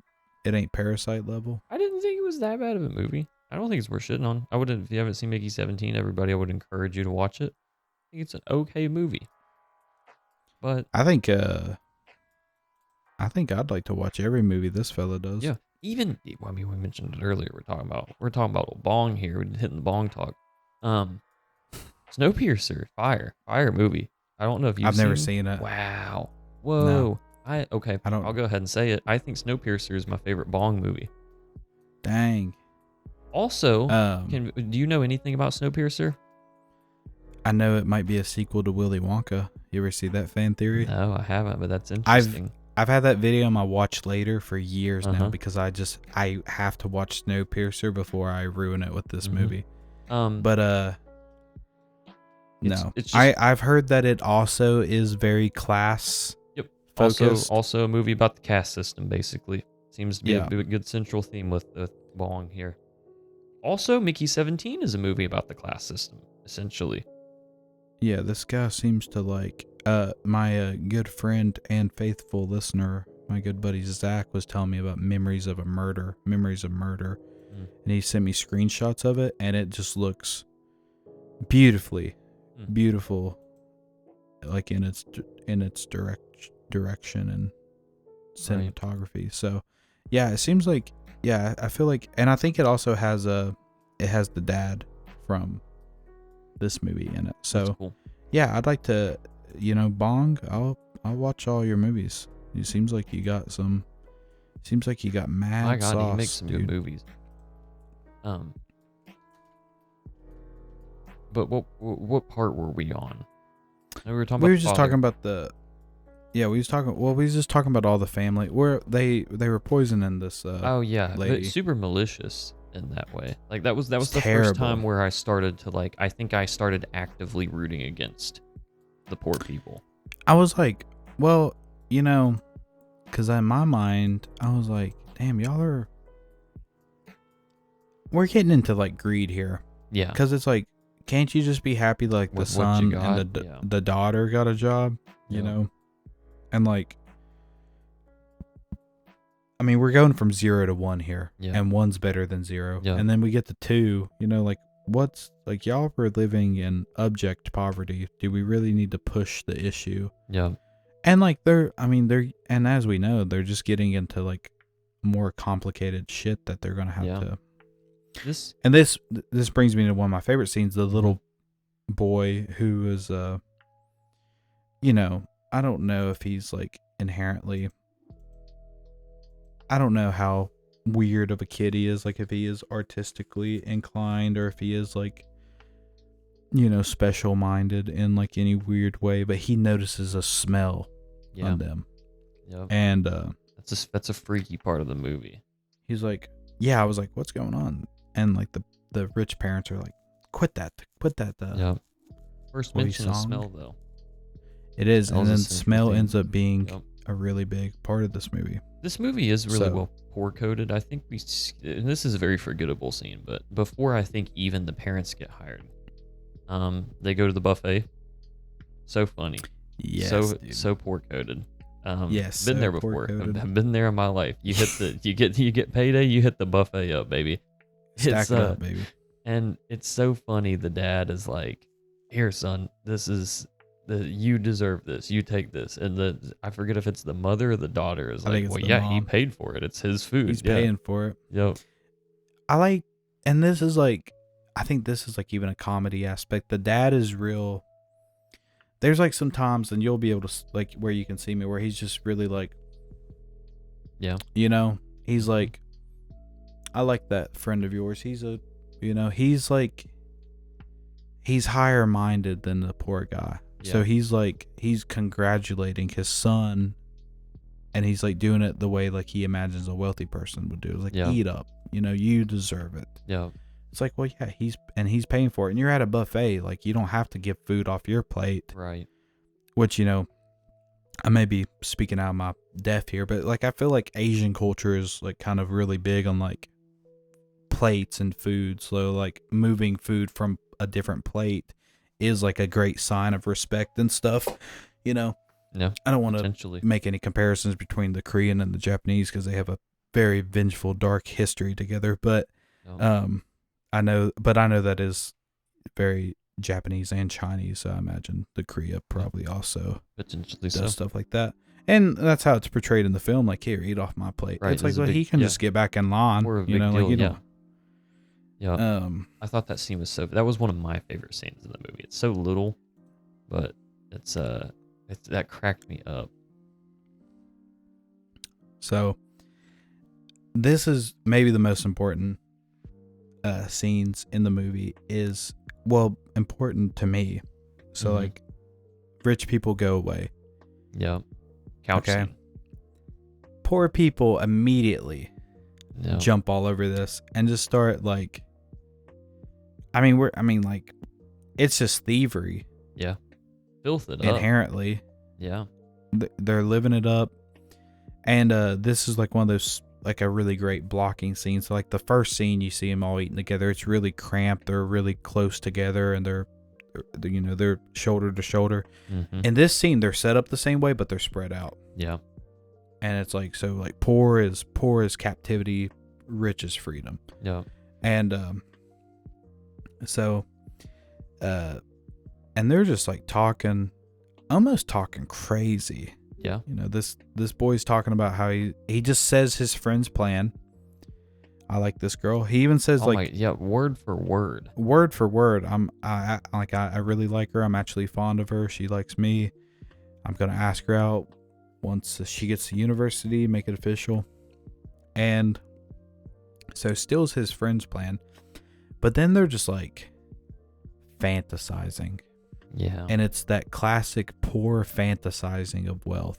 Yeah. They're like, this is our house. Yeah. You know, and like this is your house. This is our in-laws' house. Yeah. And you're doing dishes for your daughter-in-law or your whatever. I think the mom hits a little. I wish I remembered what it was exactly. A little monologue on the money, and it being like it just ironing things out. I think is the verbiage of it. Yes. Well, she's just talking shit this scene because she's like, I'd be nice too if I had all this money. I'd be nicer. It's been a bitch this whole movie, you know, and just been the meanest of all of them, you know, just talking shit. And but it's just so funny, like, and I'm glad they brought it up because I was like, marry this girl, motherfucker. You're a double agent. Fix all your well. Yes. Well, I was like, dude, it can't happen. What are you gonna do when she was like, I want to meet your parents? It's like you met them 15 years ago. Right. They're the driver and the housekeeper. You know, your sister-in-law. Actors. Yes, and I was like, dude, this is insane. Yep. But they're talking about it like, but it's like revealed they're all drunk in the scene, which is interesting. But. And then this just goes to further my point. The mom is talking shit to the dad, right? Just doing that classic wife getting under the skin of the husband. Like you'd be like a little cockroach and you'd scurry away. Yeah. And this is like, whenever he grabbed her and like threw all the stuff in the floor, I was like, damn, she's dead. But it was just a bit. It's nothing. Yeah. And then in my mind, I was like, well, now this is even more disrespectful. You're going to come into this house and be, you know, you're going to make a big mess and destroy all this stolen stuff. Like, they're just acting like so up their own ass. Yeah. And like, I was like, man, it was really bizarre. I was like, I don't get it. It's such it's the most dialogue heavy point of this movie up till now by a lot, I think. Yes, because I remembered that, and there's kind of a lot that goes on there, and there's a lot to unpack. But they suck in this scene bad. They're greedy in this scene bad. They're ridiculous, and it's crazy that they get they're just hours removed from the family being gone. They're like, I'm up in this bitch now. This is mine. this is they're yes, they're parasitic, parasites. dude. They fully infested this house, dude, and they're Yep. just doing whatever they want. I like And something that's horrifying about this scene, and I think it just builds tension. I think because I think without it, it wouldn't be nearly as tense. The lightning. It cuts to lightning 2 to 3 times out in the yard. yeah, And every time I'm like, I mean, not this time, not this watch, of course, but I remember the first time I watched it, I was like, my God, what's going to be out there? yeah. It like this is like, I'm so like, I don't ever want to be big rich guy in big glass house, because like you know, seeing out the window, when the seeing out the window tells me to get scared, I go, yes sir. Yep. And so like just having this yard lit up by lightning and the storm, and the storm is probably so symbolic that like we're not even getting all of it. Yeah. Because they were even talking like about the daughter, like, oh, she speaks and thunder cracks and stuff, and then this is like, it starts the most suspenseful segment of the movie. Second most. So yeah, when the doorbell rings, it just snaps everybody back to reality, and they're like, oh shit, we're poor people not supposed to be here, what's going on? And this just like seeing through the camera of the lady standing, and like the way she looks, insane, like, unhinged almost. She's unhinged, like she's like, ha ha, he, you know, she's laughing. Right. She's like, oh, you're the housekeeper that replaced me. And she's like, trying to think of the word, she's manic. You know, it's like, y'all, I lost my job. And she kind of looks beat up a little bit, right? Like even more so than just like the peach stuff. Oh yeah, she kind of just looks, she looks in bad condition. They even mentioned she's got her ass whipped by something. Life, I have no idea. Yeah, I have no idea. Beat up. Something happened, and it just never mentions it. Meta interjection. Apparently, there's going to be a Parasite TV show. I saw that. And somebody was like, "Is it going to be like, you know, how would you even make something as a sequel to this, or a prequel, or?" And apparently, it's going to be like in between the scenes, like what's his friend in college doing? What happened to this housekeeper in the days between there? And that's interesting to me. But I honestly, I'm just so movie and so anti-TV show that I won't even, I doubt I'll even look into it. I just don't even care. Unless it's super I'd rather good. Might be super good. It's supposed to come out this year, I think. Because I was reading about that too. I think it's 2025. It's supposed to come out. But just coming off of Tarantino, sometimes I just like not knowing. Right. You know, I don't need to see the episode where Aldo gets the rope burn. Right. You know, whatever. But like you said, if it's really good, maybe I'll check it out. Great. So they let her in. Crazy that they did that, but cool. Yeah, dude, I would have been like, I'm asleep. Yeah. I'd have cleaned up or something before I even let her in. And so like pests, you know, everybody's scurrying and hiding. Mm-hmm. They let her in. She goes down to the basement.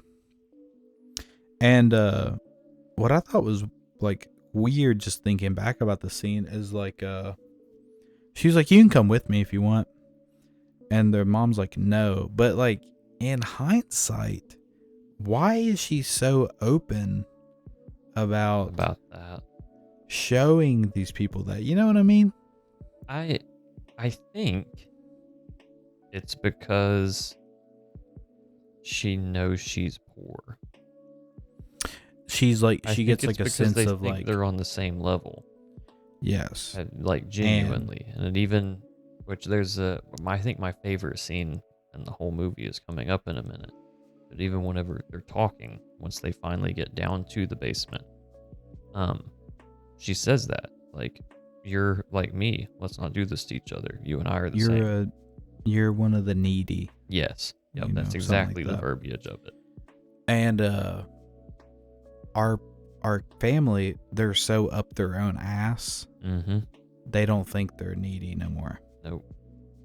You know, No. they think they've risen above it. Yep. And you're right. She probably just thought, but like still, like coming down the staircase, seeing her pushing Oh my it. God, horrifying. Yeah, weird. this was super. One of those weird super cutaway weird scenes. Yep. No, I had no clue what was going on whenever they were doing it.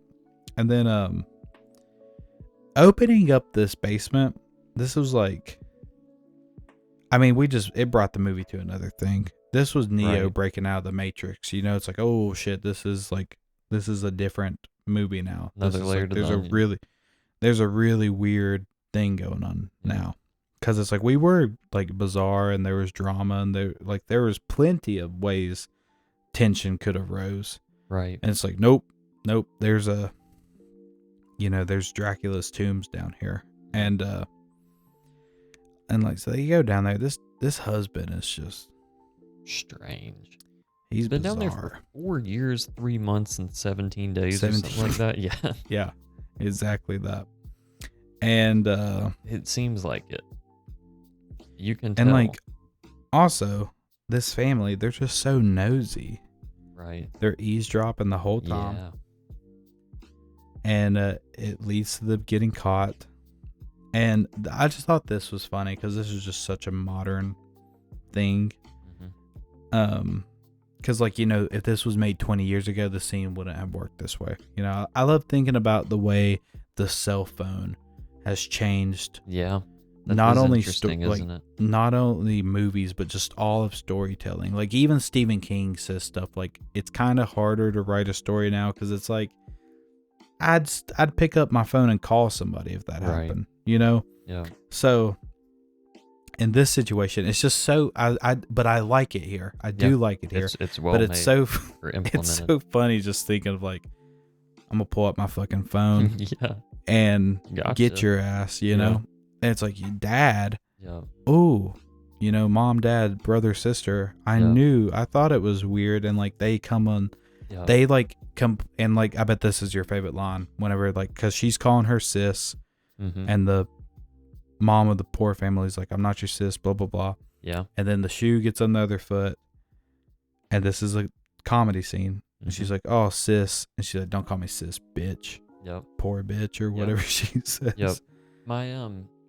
My favorite scene is actually it's right before they fall down the stairs and they get caught. Just that whole little, I guess, montage of and then again it shows like human beings suck. I think that's a big theme of this movie too. Is like, again, not that the poor people are good and the rich people are good. It's just human beings suck. And as soon as they get a taste of the butter, they switch up, dude.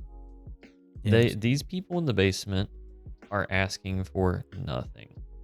Like she's asking for food one time a week. Scraps. Yes. Started with two and then made it one. Yep. And like the wife is literally like, nope, I'm calling the cops on you. You're gonna go to prison for this. Yes. Insane switch up.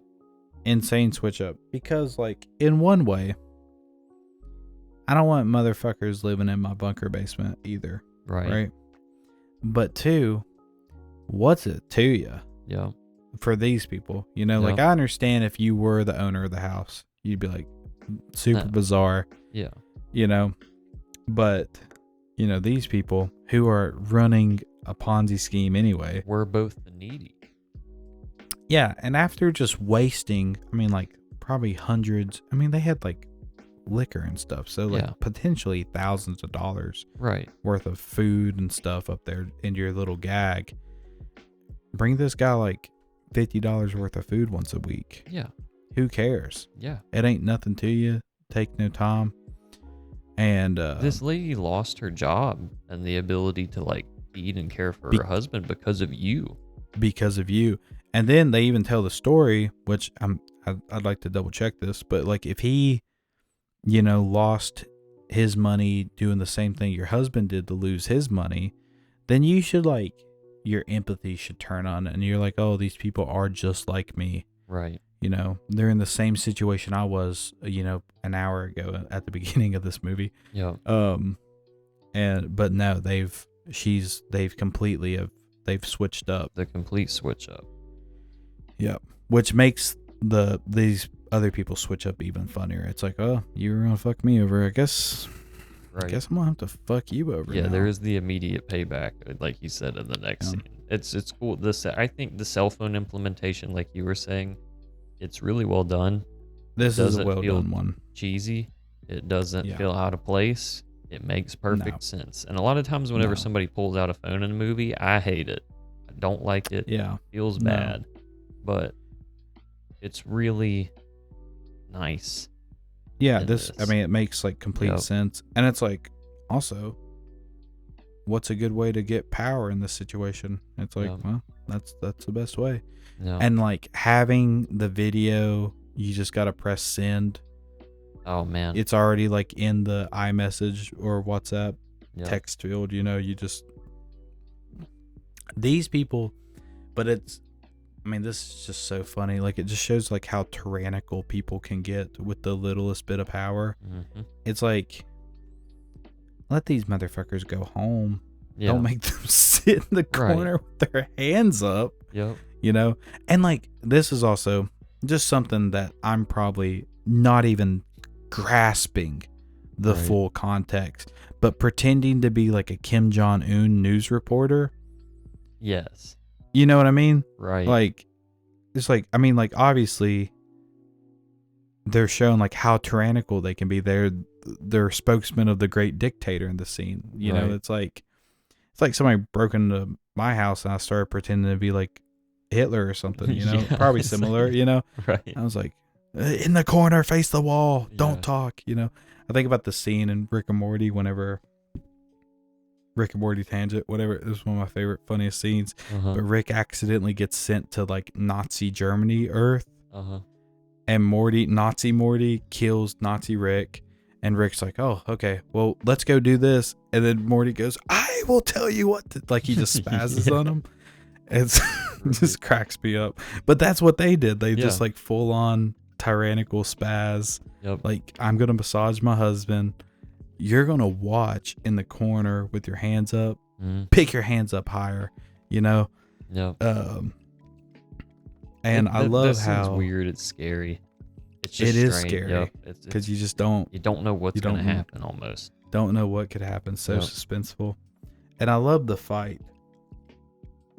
Yeah, the fight's good. Like how the fight's directed, and because it's like for a tussle over a cell phone. I mean, this is dogs after the bone. You know, they're throwing dirty elbows and choking each other, and I love that the sisters like, we just bought peaches yesterday. Get the bag of peaches, which is hilarious. Yes. So they get the upper hand in this situation, and you're like, you don't even get a second to be like, oh, okay. No, you don't. The protagonist at all. You don't. It gets even worse. Yeah, get even worse. And this is just the most rich people shit ever. Leave on vacation. Yep. The minor inconvenience. We're coming home now. Yep. It's like, who gives a shit that we've already paid for whatever. And then like, this kind of goes to show like how, and I might be missing like I might be forgetting something about how bad the reason they had to leave was, but like they're like, it was our son's birthday trip and he was begging and freaking out to stay. But we came home anyway. We didn't want to sit in the rain. If I remember correctly, I think they said it was because the river was rising. Maybe. And like, I mean, and as we see, there was a flood. But yes, I agree. And it's crazy. At that. Well, just like at that time, I was just like, these rich people just couldn't be fucking bothered to have a good weekend with their kid. You know, that's kind of how I felt. Right. Yep. And they suck too, because it's crazy. They're like, yep, I'm 8 minutes away. Have dinner ready for me. Oh my God. It's like midnight. The richest thing you could possibly do. Yeah. Call, be like, yeah, no, I was going to be gone for the next 2 days, but I'm going to be home in 8 minutes. I want this cooked. Yeah, and there's a lot of weird symbolism with this meal. So it's like damn it, is it Ramdan or Udram? I have no idea. I think it's Ramdan. It's ramen and steak. Shit. No, the steak is not a part of it. Oh, That's the rich people's edition. Mm. It's so this meal, it's two different types of ramen mixed together, like a specific spicy ramen and another ramen. Mm-hmm. That's like that's like a well-known meal in South Korea. Okay, that like everybody eats, like poor people eat. But the mom is like, too poor for us. Put sirloin steak tips in there. Sirloin steak tips. So that's like the class divide. Right. It's interesting. So that was really fun reading about. But this whole shit is just so tense. Them wrangling them down into the basement, tying them up, and cleaning. Oh, it was like, party's over.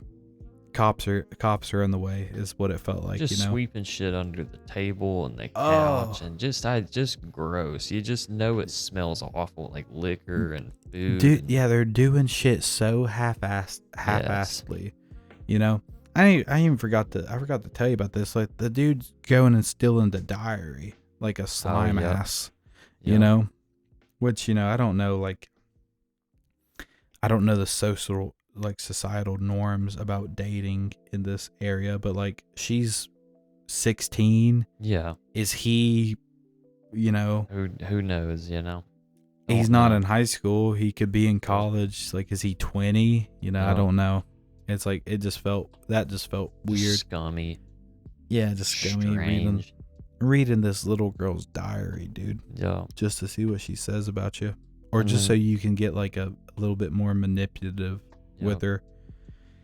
That's bad. It's bad news bears. The cockroach symbolism, they spend 3 minutes talking about cockroaches in the scene prior, and then immediately they cockroach out, dude. They got a cockroach out, dude. My favorite portion of the segment is them kicking her ass down those stairs, dude. Yeah. It was pretty good. That was funny. Because, like, for a movie that is, like, sometimes scary and sometimes goofy. Right.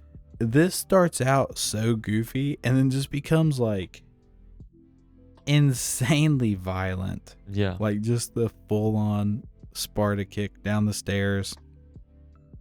Bashes her head open. Dead, yeah. And might as well be dead in the moment. Might as well be dead in the moment. And even like the dad is like, oh, like we've jumped, we've gone to a new low, level, like we're gonna, but like, Jesus Christ, what else are you gonna do in this situation? Fell down crazy stairs too, like maybe 2 sets or something. I don't know how the layout is. And head straight on the concrete wall.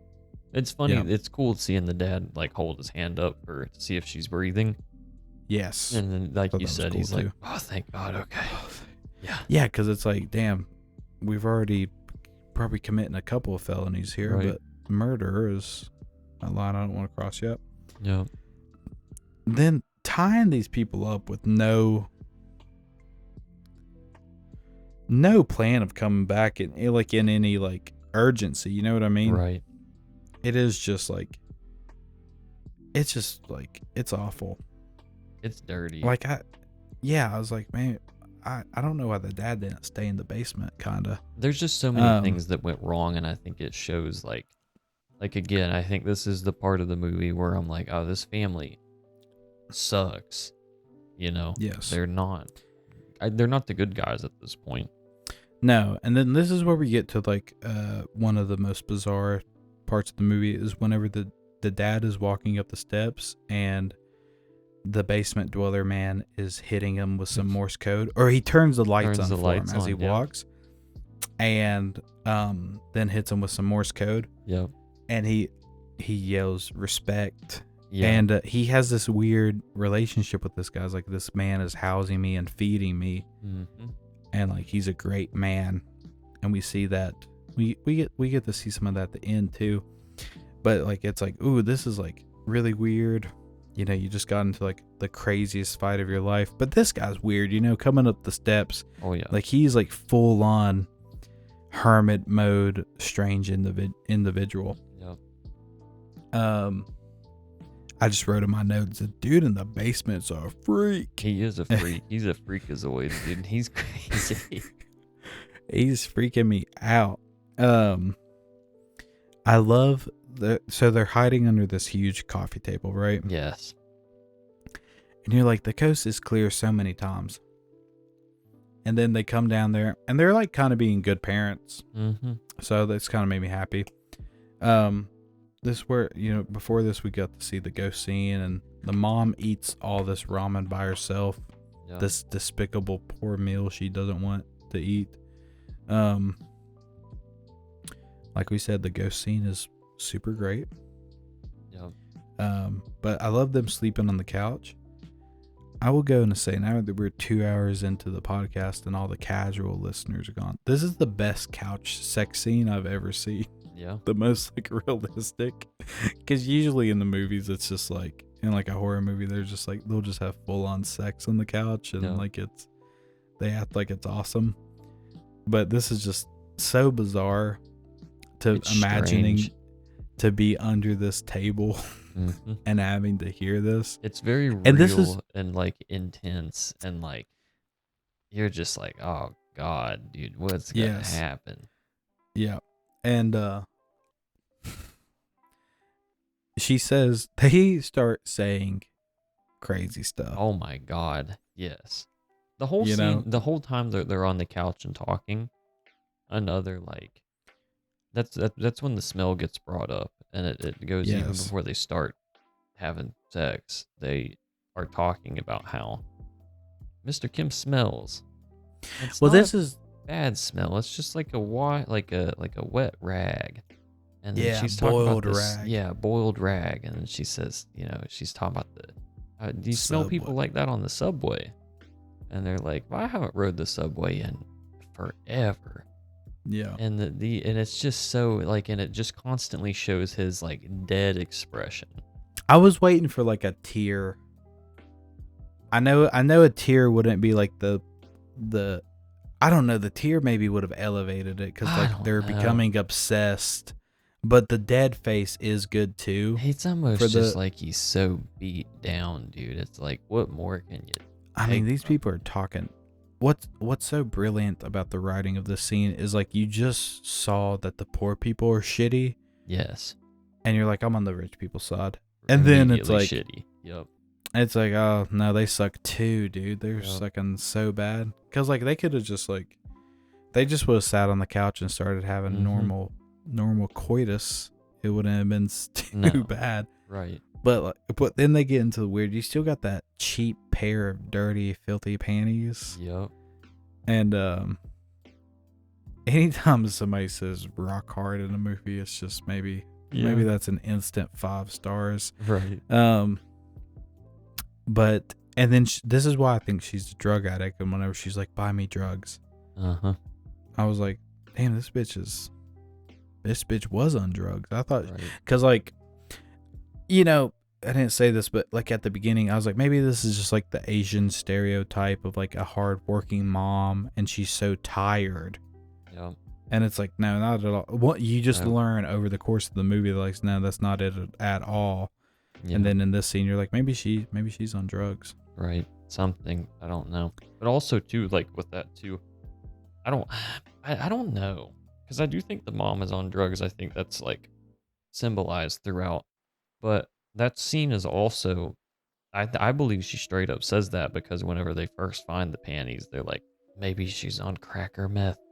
The reason why they left the whisper. Panties. Yep.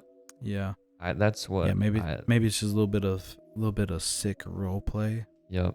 I think that hot steamy role play, dude.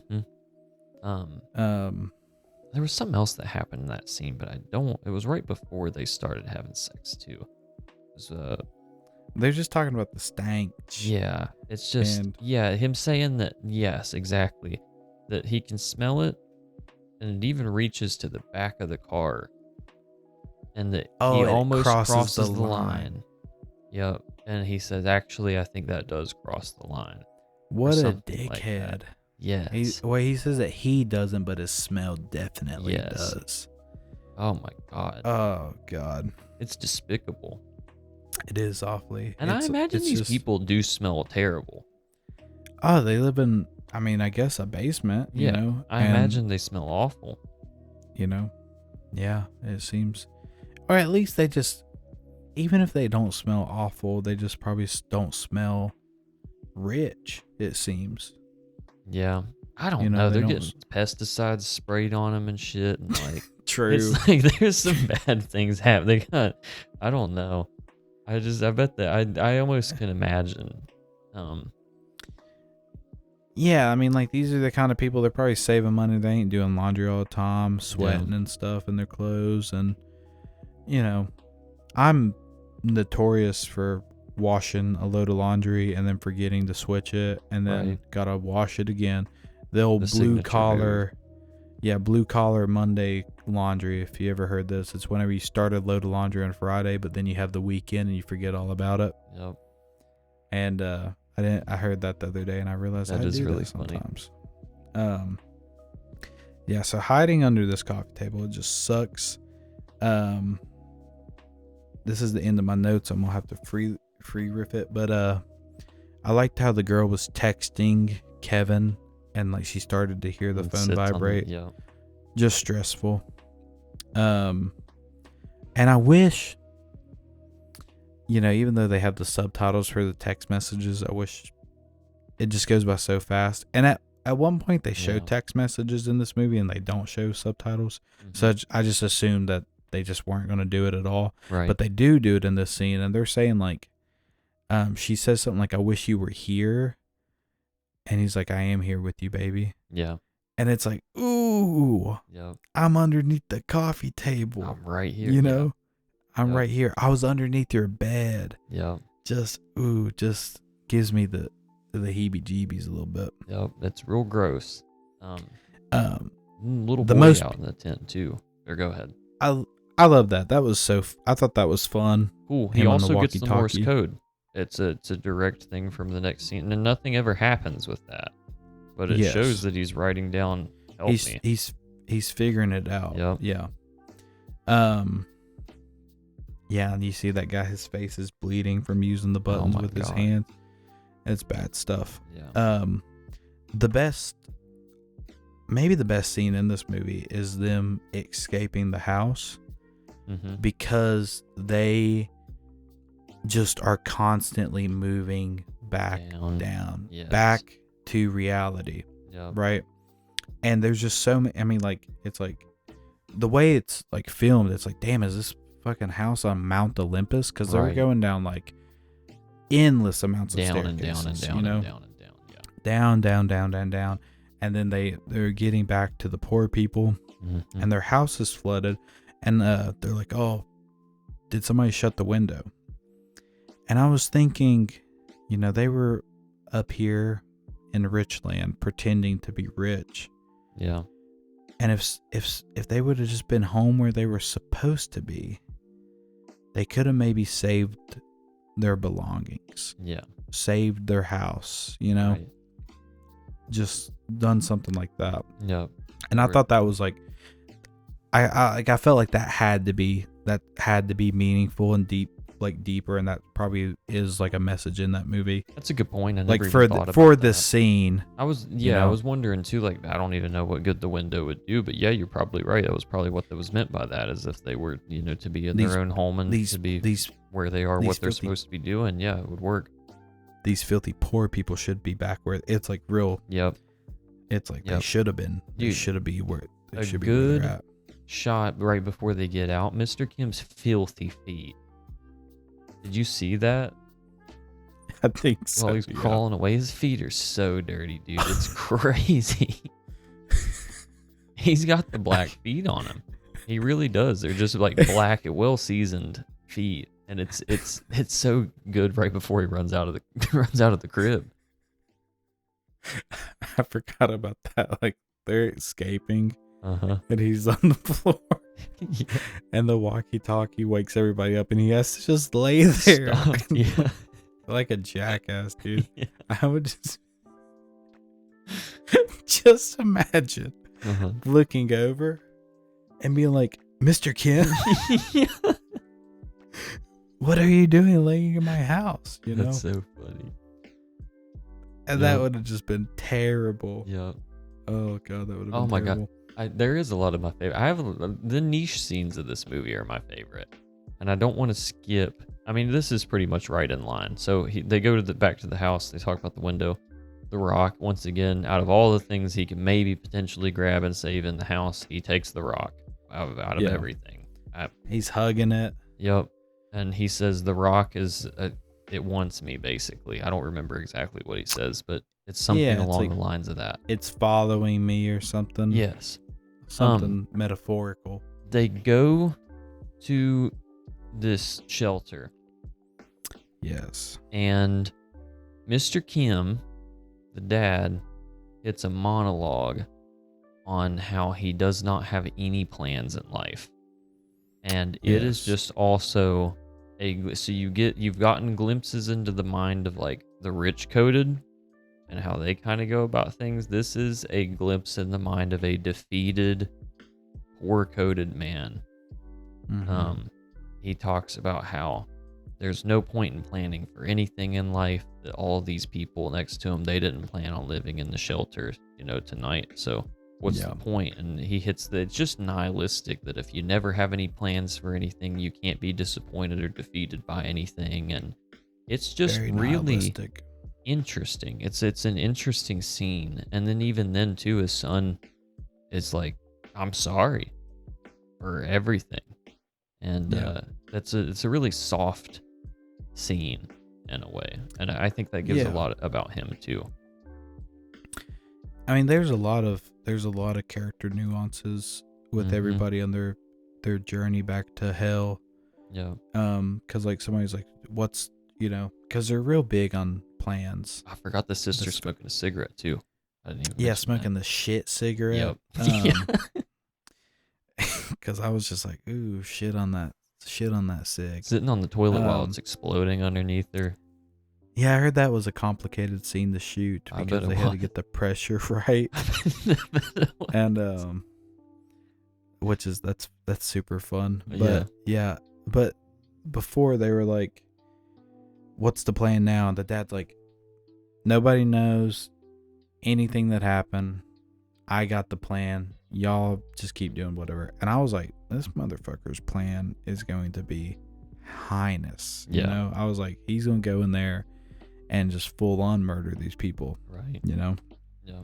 And the son is still just so following in the footsteps of his really accomplished friend. He's like, I wonder what he would do in this situation. And his sister's like, dumbass. He would never be in this shitty of a situation. Yeah. He would have never got here, Yep. All that was interesting. They start doing like really crazy side by side scenes once they get to the shelter. This is like how I feel, but I think this is where the final act start is when they're at the shelter and they wake up. Yeah. I'd say that feels I can see right. That. Yeah. Because they start doing scenes where like she calls Jessica and Miss Park is in like a big vanity mirror getting ready doing makeup. Jessica's in a fucking shelter. Yep. She woke up in a shelter. Stark contrast. It shows Mrs. Park. She's going through her big walk-in closet, picking out clothes. They're picking clothes out of big heap piles. Yeah. It's just terrible.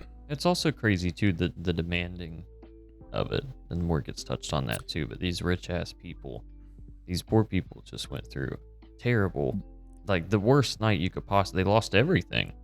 Right. These rich people, like, yeah, here's what's going to happen. I'm going to see you here at 1:00.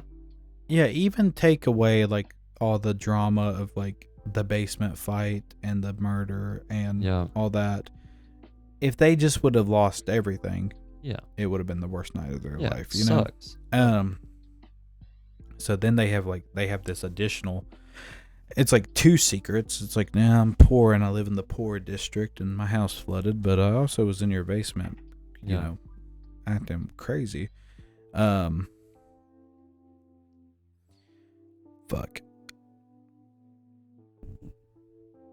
I lost, dude. The train left the station and I wasn't even there yet. Bought the ticket as the train rolled out. What the hell was I gonna say? I'll riff a little bit, or you go ahead. Okay. Well, I was just gonna say the impromptu nature of this party is just so rich, asshole coded. Oh God, because they're just like, oh, we have to get everything to do it by one, so it's like we need to go shopping and it's like, it's funny how like a driver is like your butler. Yes. He's like pushing the shopping cart and stuff. Because they call everybody in. And they're like, don't worry, Mr. Kim's going to be here soon. We got all this stuff to do, and I'm going to drag his ass along for it. And then every scene, he looks awful. And dude, his face is the most red it could possibly be here, too. They made his face as red as it could be for these scenes, and it's awesome. He's skipping ahead a little bit, but whenever, like, Mr. Park is, like, going over the Indian plan, this dude's like, I don't give a fuck. Like the gig is just so far up at that point. But I was laughing at the thought they're making the mom set up the party outside. These tables look like she's making them look like they weigh 500 pounds each. Oh, I bet they're all too, but like she's like doing all this by herself. Right. Ain't nobody giving her a hand with anything. She's like smacking the tables to get the legs out, and the dad goes, he's sleeping, be quiet. And it's like, dude. Insane. Insane in the membrane. Again, the I think this is probably about where we're at. I'm sure we're skipping over a little bit of stuff, but him getting hit in the head with the rock. You're killing the son, Kevin. Not killing him. Just him going to the basement to kill these people. Like he's like, I'll take care of it. Because I was like, man, is that his intention to go down there and hit him in the head with the rock? Is that his intention, is to go down there and kill them? Hell yeah, it had to be. Okay, I don't know. Probably. I mean, I don't know what else it would have been. His whole conversation with the daughter. What if he would have been like? What if he would have been like, y'all should have this? It's supposed to bring good fortune to you. I suppose. I guess he probably did go down there to kill him. I never thought about that. But I don't know. I don't know. Maybe he was just going down there. He's like, I got to get down here. I have to go down here. There's got to be something. I need to figure it out. But well, I get the hesitation in thinking that because like he sees the lady bled out, right? And he's like kind of in shock. But maybe that's just the thinking about murdering somebody and going through with it, I guess, is two different levels of things. So like once you get down there, he's like, ooh, maybe this is a little bit much for me. His conversation with the daughter is very interesting too, where he's like freaking out, but they're making out, and then she is perceptive. She does not suck that bad. No, not at all. No, and she's like, which like we said, none of their kids really do. But she's like, what are you thinking about? What's up with you? You're not, present, basically. And then he is looking at all these people, all these rich people, and is saying like, to be in last minute, everybody's so like comfortable. Everybody's so like he gets a literal top down view of the rich life. He calls them gorgeous. Yes. Something. Yep. And I just saw this as more of him continuing being delusional. Yeah. Because he's like, can I ever fit in with these people?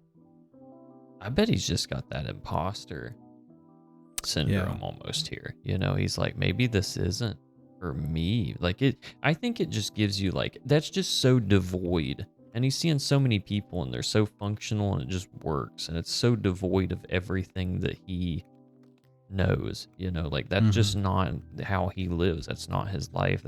He's never known anything in life like that. There's people playing the cello there.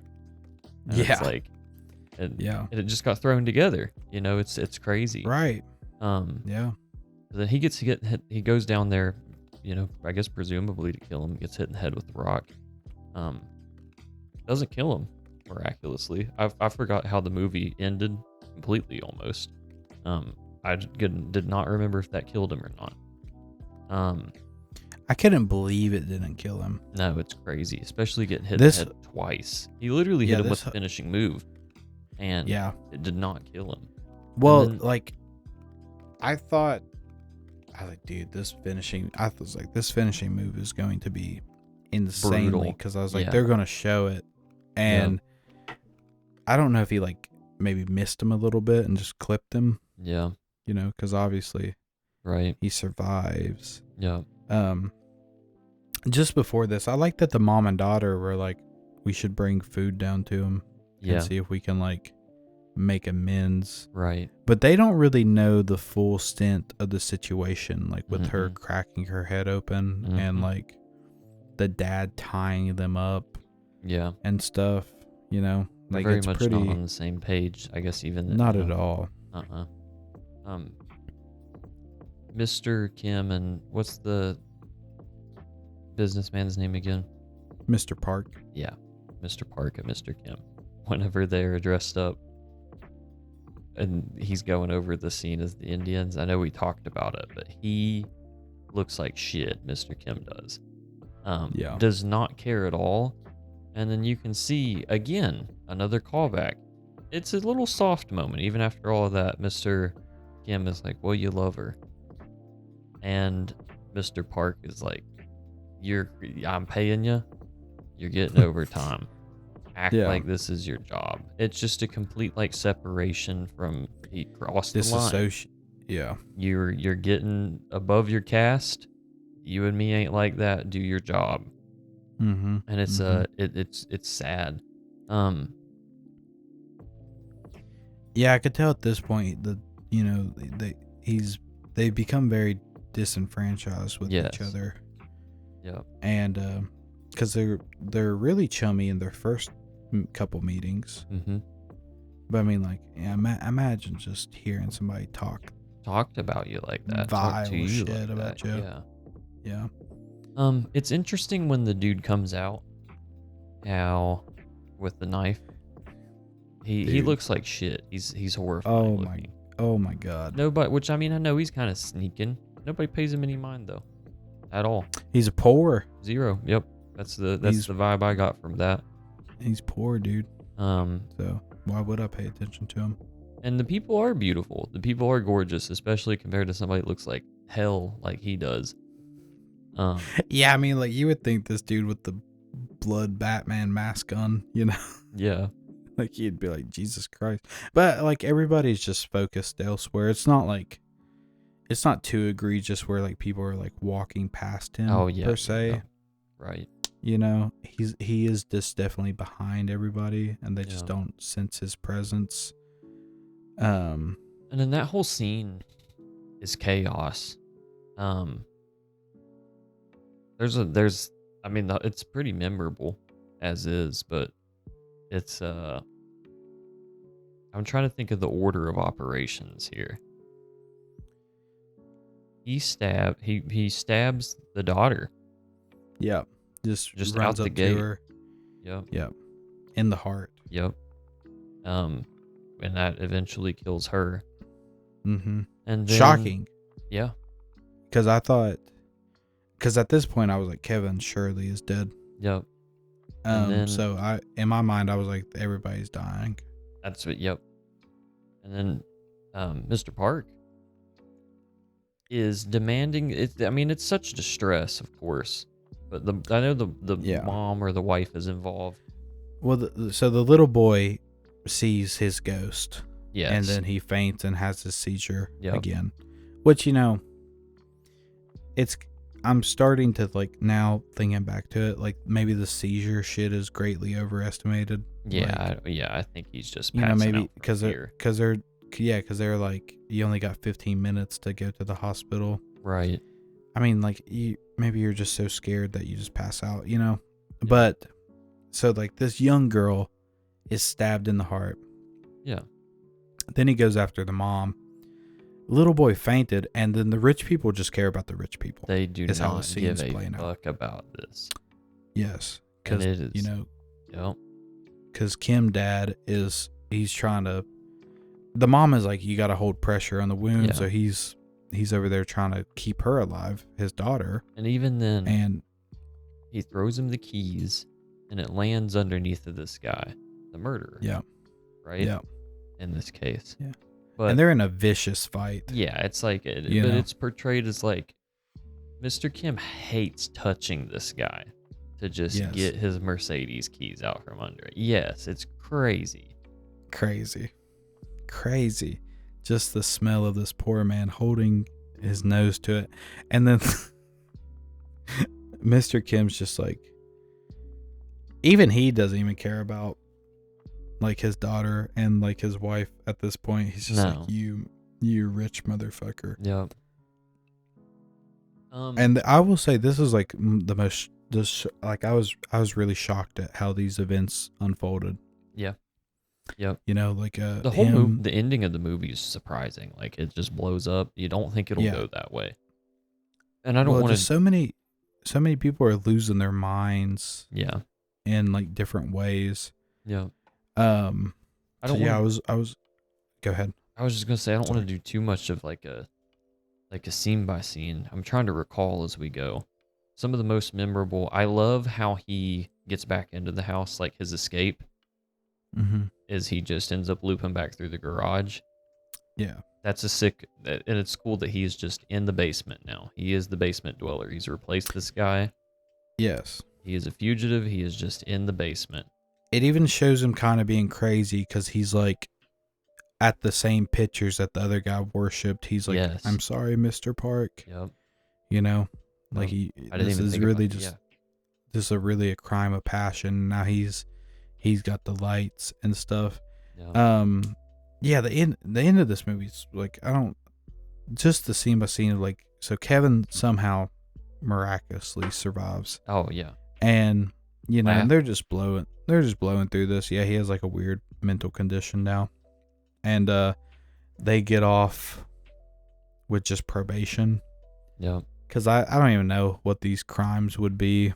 Yeah. Well, I mean, they say it's like document forgery is really what they got him on. Mm-hmm. You know? I don't know if he has a mental condition as much as he does just like, this is unbelievable. Well, you know? That's how I think they do say something like this does happen after brain surgery sometimes, but I think he's just a little bit crazy now. Yeah. Of the absurdity of it all. Yeah. I was sad when they went and saw the daughter's ashes. Also, is this a Korean cemetery? Is this how it is? I don't like it. I don't know. This is a house of horrors. Not I think I'd rather. There. I guess so, but I think I'd rather grass grow over my grave than me be in a library of the dead. I don't know. Like a locker, basically. Yeah, I don't know. I didn't like it. I'd spread my ashes and forget about me more so. So, and like it's showing like this little weird subplot of like they're getting followed to like see if they can find if they know where the dad is, right? Right. Because he's boy's in trouble if they.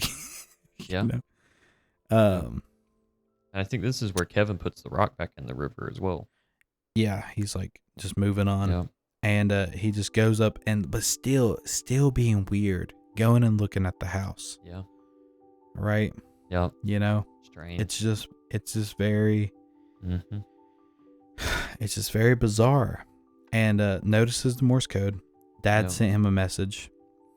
Now, he writes a message to his dad. Yes. And then we get to see how it would act out, right? Yes. Right. And I was like, wow, kind of a happier ending than I thought, right? Mm-hmm. Reuniting with his dad. And I was like, oof, okay, final scene. Not bad. I was like standing up, clapping. Like I was like done with this movie. Yep.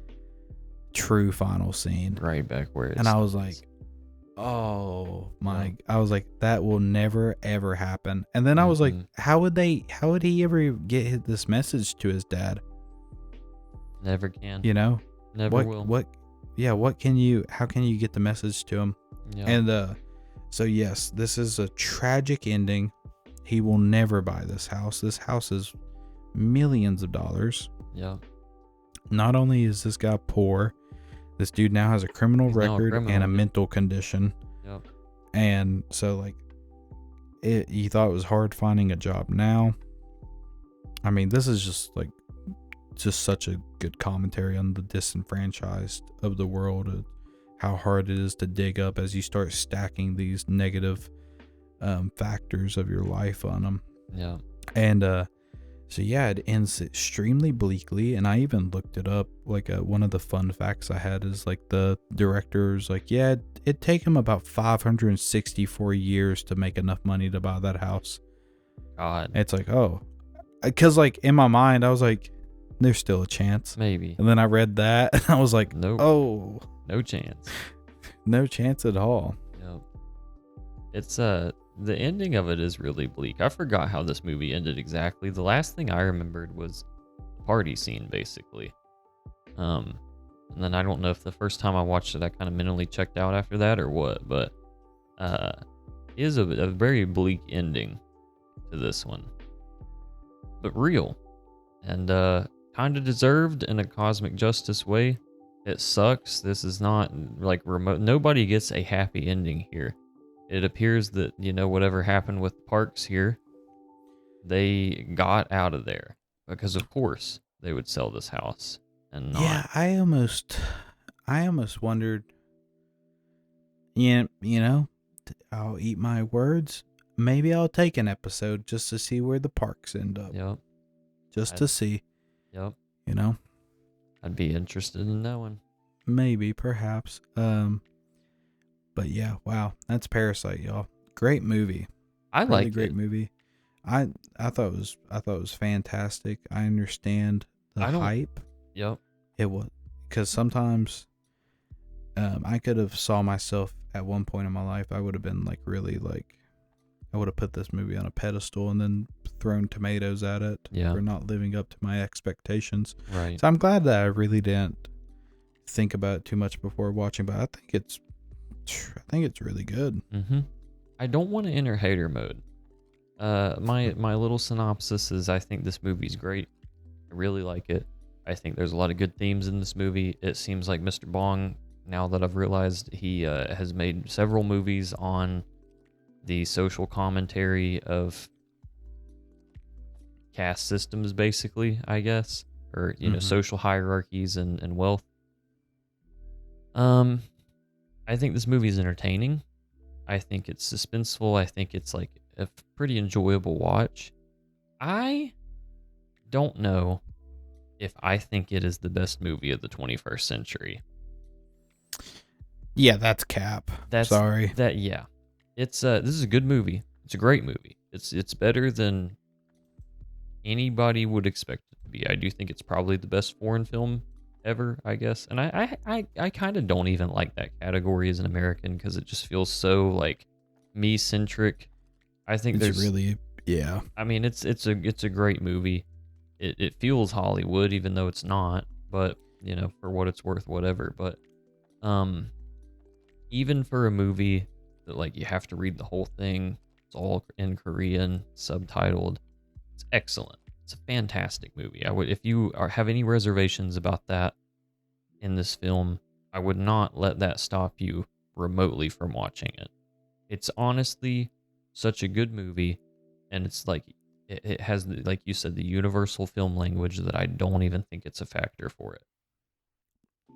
That said, again, I don't think it is the best movie of this century. I think it's rated well, and it does deserve that. I think it probably deserves the Oscars that it's gotten, but I think that those things can be true at the same time of it not being the number one movie. Yeah, I mean, number one, dude. That's I mean, just thank God it got number one this year in Right. 2019, you know, but like, I don't know, bro. That's just such a hard thing to even measure. I don't even know how you could even accurately judge that. I mean, I'm trying to think. It's hard to. This almost feels like a A24 movie. I know it's not. Yeah, It almost has that vibe of it. I can actually think of A24 movies that I don't know if I'd say that I like more than this, because then I don't know. It's hard for me to compare movies, but like, it's definitely a great movie and it's on the same vibe and category as those, but I don't know. That's my thing. I think that I want to say that because if you go into this movie thinking, wow, and if you read that online and you're like, this is going to be the best movie of the 21st century, I think you'll be disappointed in it by a little bit. I really do. I think it's a great movie. I think it's so great that I think it would be difficult for you to be disappointed in it in any other way. But if you go into it with that high of expectations, yes. I will say Wikipedia also said, because I got to reading the best movie Wikipedia, it did indeed say Superman is the best. The Superman we watched, shout out, go check that episode out. It did say it was the best superhero movie of all time too, and I do also disagree with that, as I stated. Cap. Yeah, just Cap. Yep. So, Spider-Man 2 by Raimi. So, no, but I'd even debating superhero movies, I'd have a really hard time. It's just picking like an objective top 3. Right. So whenever you say like the best movies of the past 25 years, yep, there's probably been hundreds of movies, and like they only like nominate like it looks like 5 to 6 movies a year. Yeah, we're not even counting all the snubs here. There's plenty, I'm sure. I'm sure there's some snubs. Mm-hmm. So, I mean, is this movie, you know, they're just saying that for political reasons because it tackles subjects about class, probably, and poverty and stuff, you know. I can see that. You know, a movie that's probably really comparable to this movie, and not strictly, but I'm just saying like a vibe of like another. I just saw it here in 2017. Get Out was nominated for Best Pictures. Yeah, it's also a thriller / with comedic elements, and it is really great directed and has great acting, and it tackles issues of race and stuff like that. You know how that's a good comparable movie. So like, I mean, it's not. To say it's the best movie of the century, it'd have to be so far out in front. It's doing a lap on all the other movies, I think, and that's just not the case. Yep, and that's not the case. Again, that's not me ragging on the movie. I just want to say that because I think you should just curb your expectations if you see that a little bit. I think that's unfair to label that movie with this, and it doesn't do it any good. I think it does it a disservice in a way. But if you've never seen Parasite, I definitely think it's one of the best movies that's came out in recent times. As evidenced by its accolades, I do think it's very good.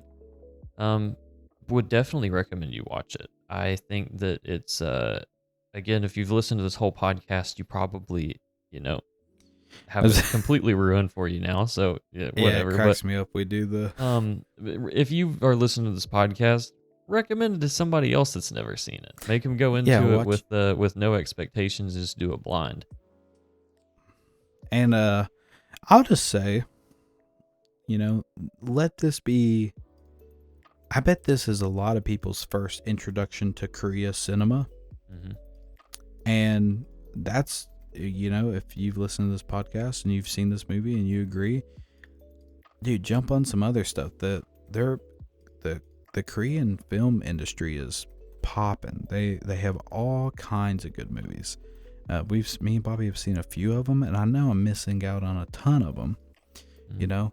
So use this as the, Korean film's the new hipster, dude. So get on it before it gets mainstream. It's true. Let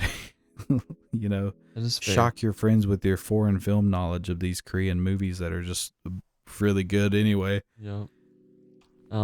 And for Mr. Bong, I know I'd love on this podcast. I did not know that I couldn't think that he directed Mickey 17. I remembered that he did Snowpiercer. Wasn't there another one that was crazy in there? Or am I thinking wrong? The other one that's like really popular is Memories of a Murder. I thought he did. But he's got a few. Yeah. I bet they're good. Even I'd love to cover Snowpiercer on here. Mickey 17. I think Mickey 17's a little bit forgettable of a movie. I'll be honest with you. But I think it's still pretty good. We could cover it one day even. I think another movie I would recommend by him is definitely Snowpiercer. Snowpiercer's fire. I don't know. It's difficult to compare. I won't even do it. But it's Mr. Kim. His actor name. My bad, dude. His name is Kang Ho Song. He's also in Snowpiercer. So that sounds about right.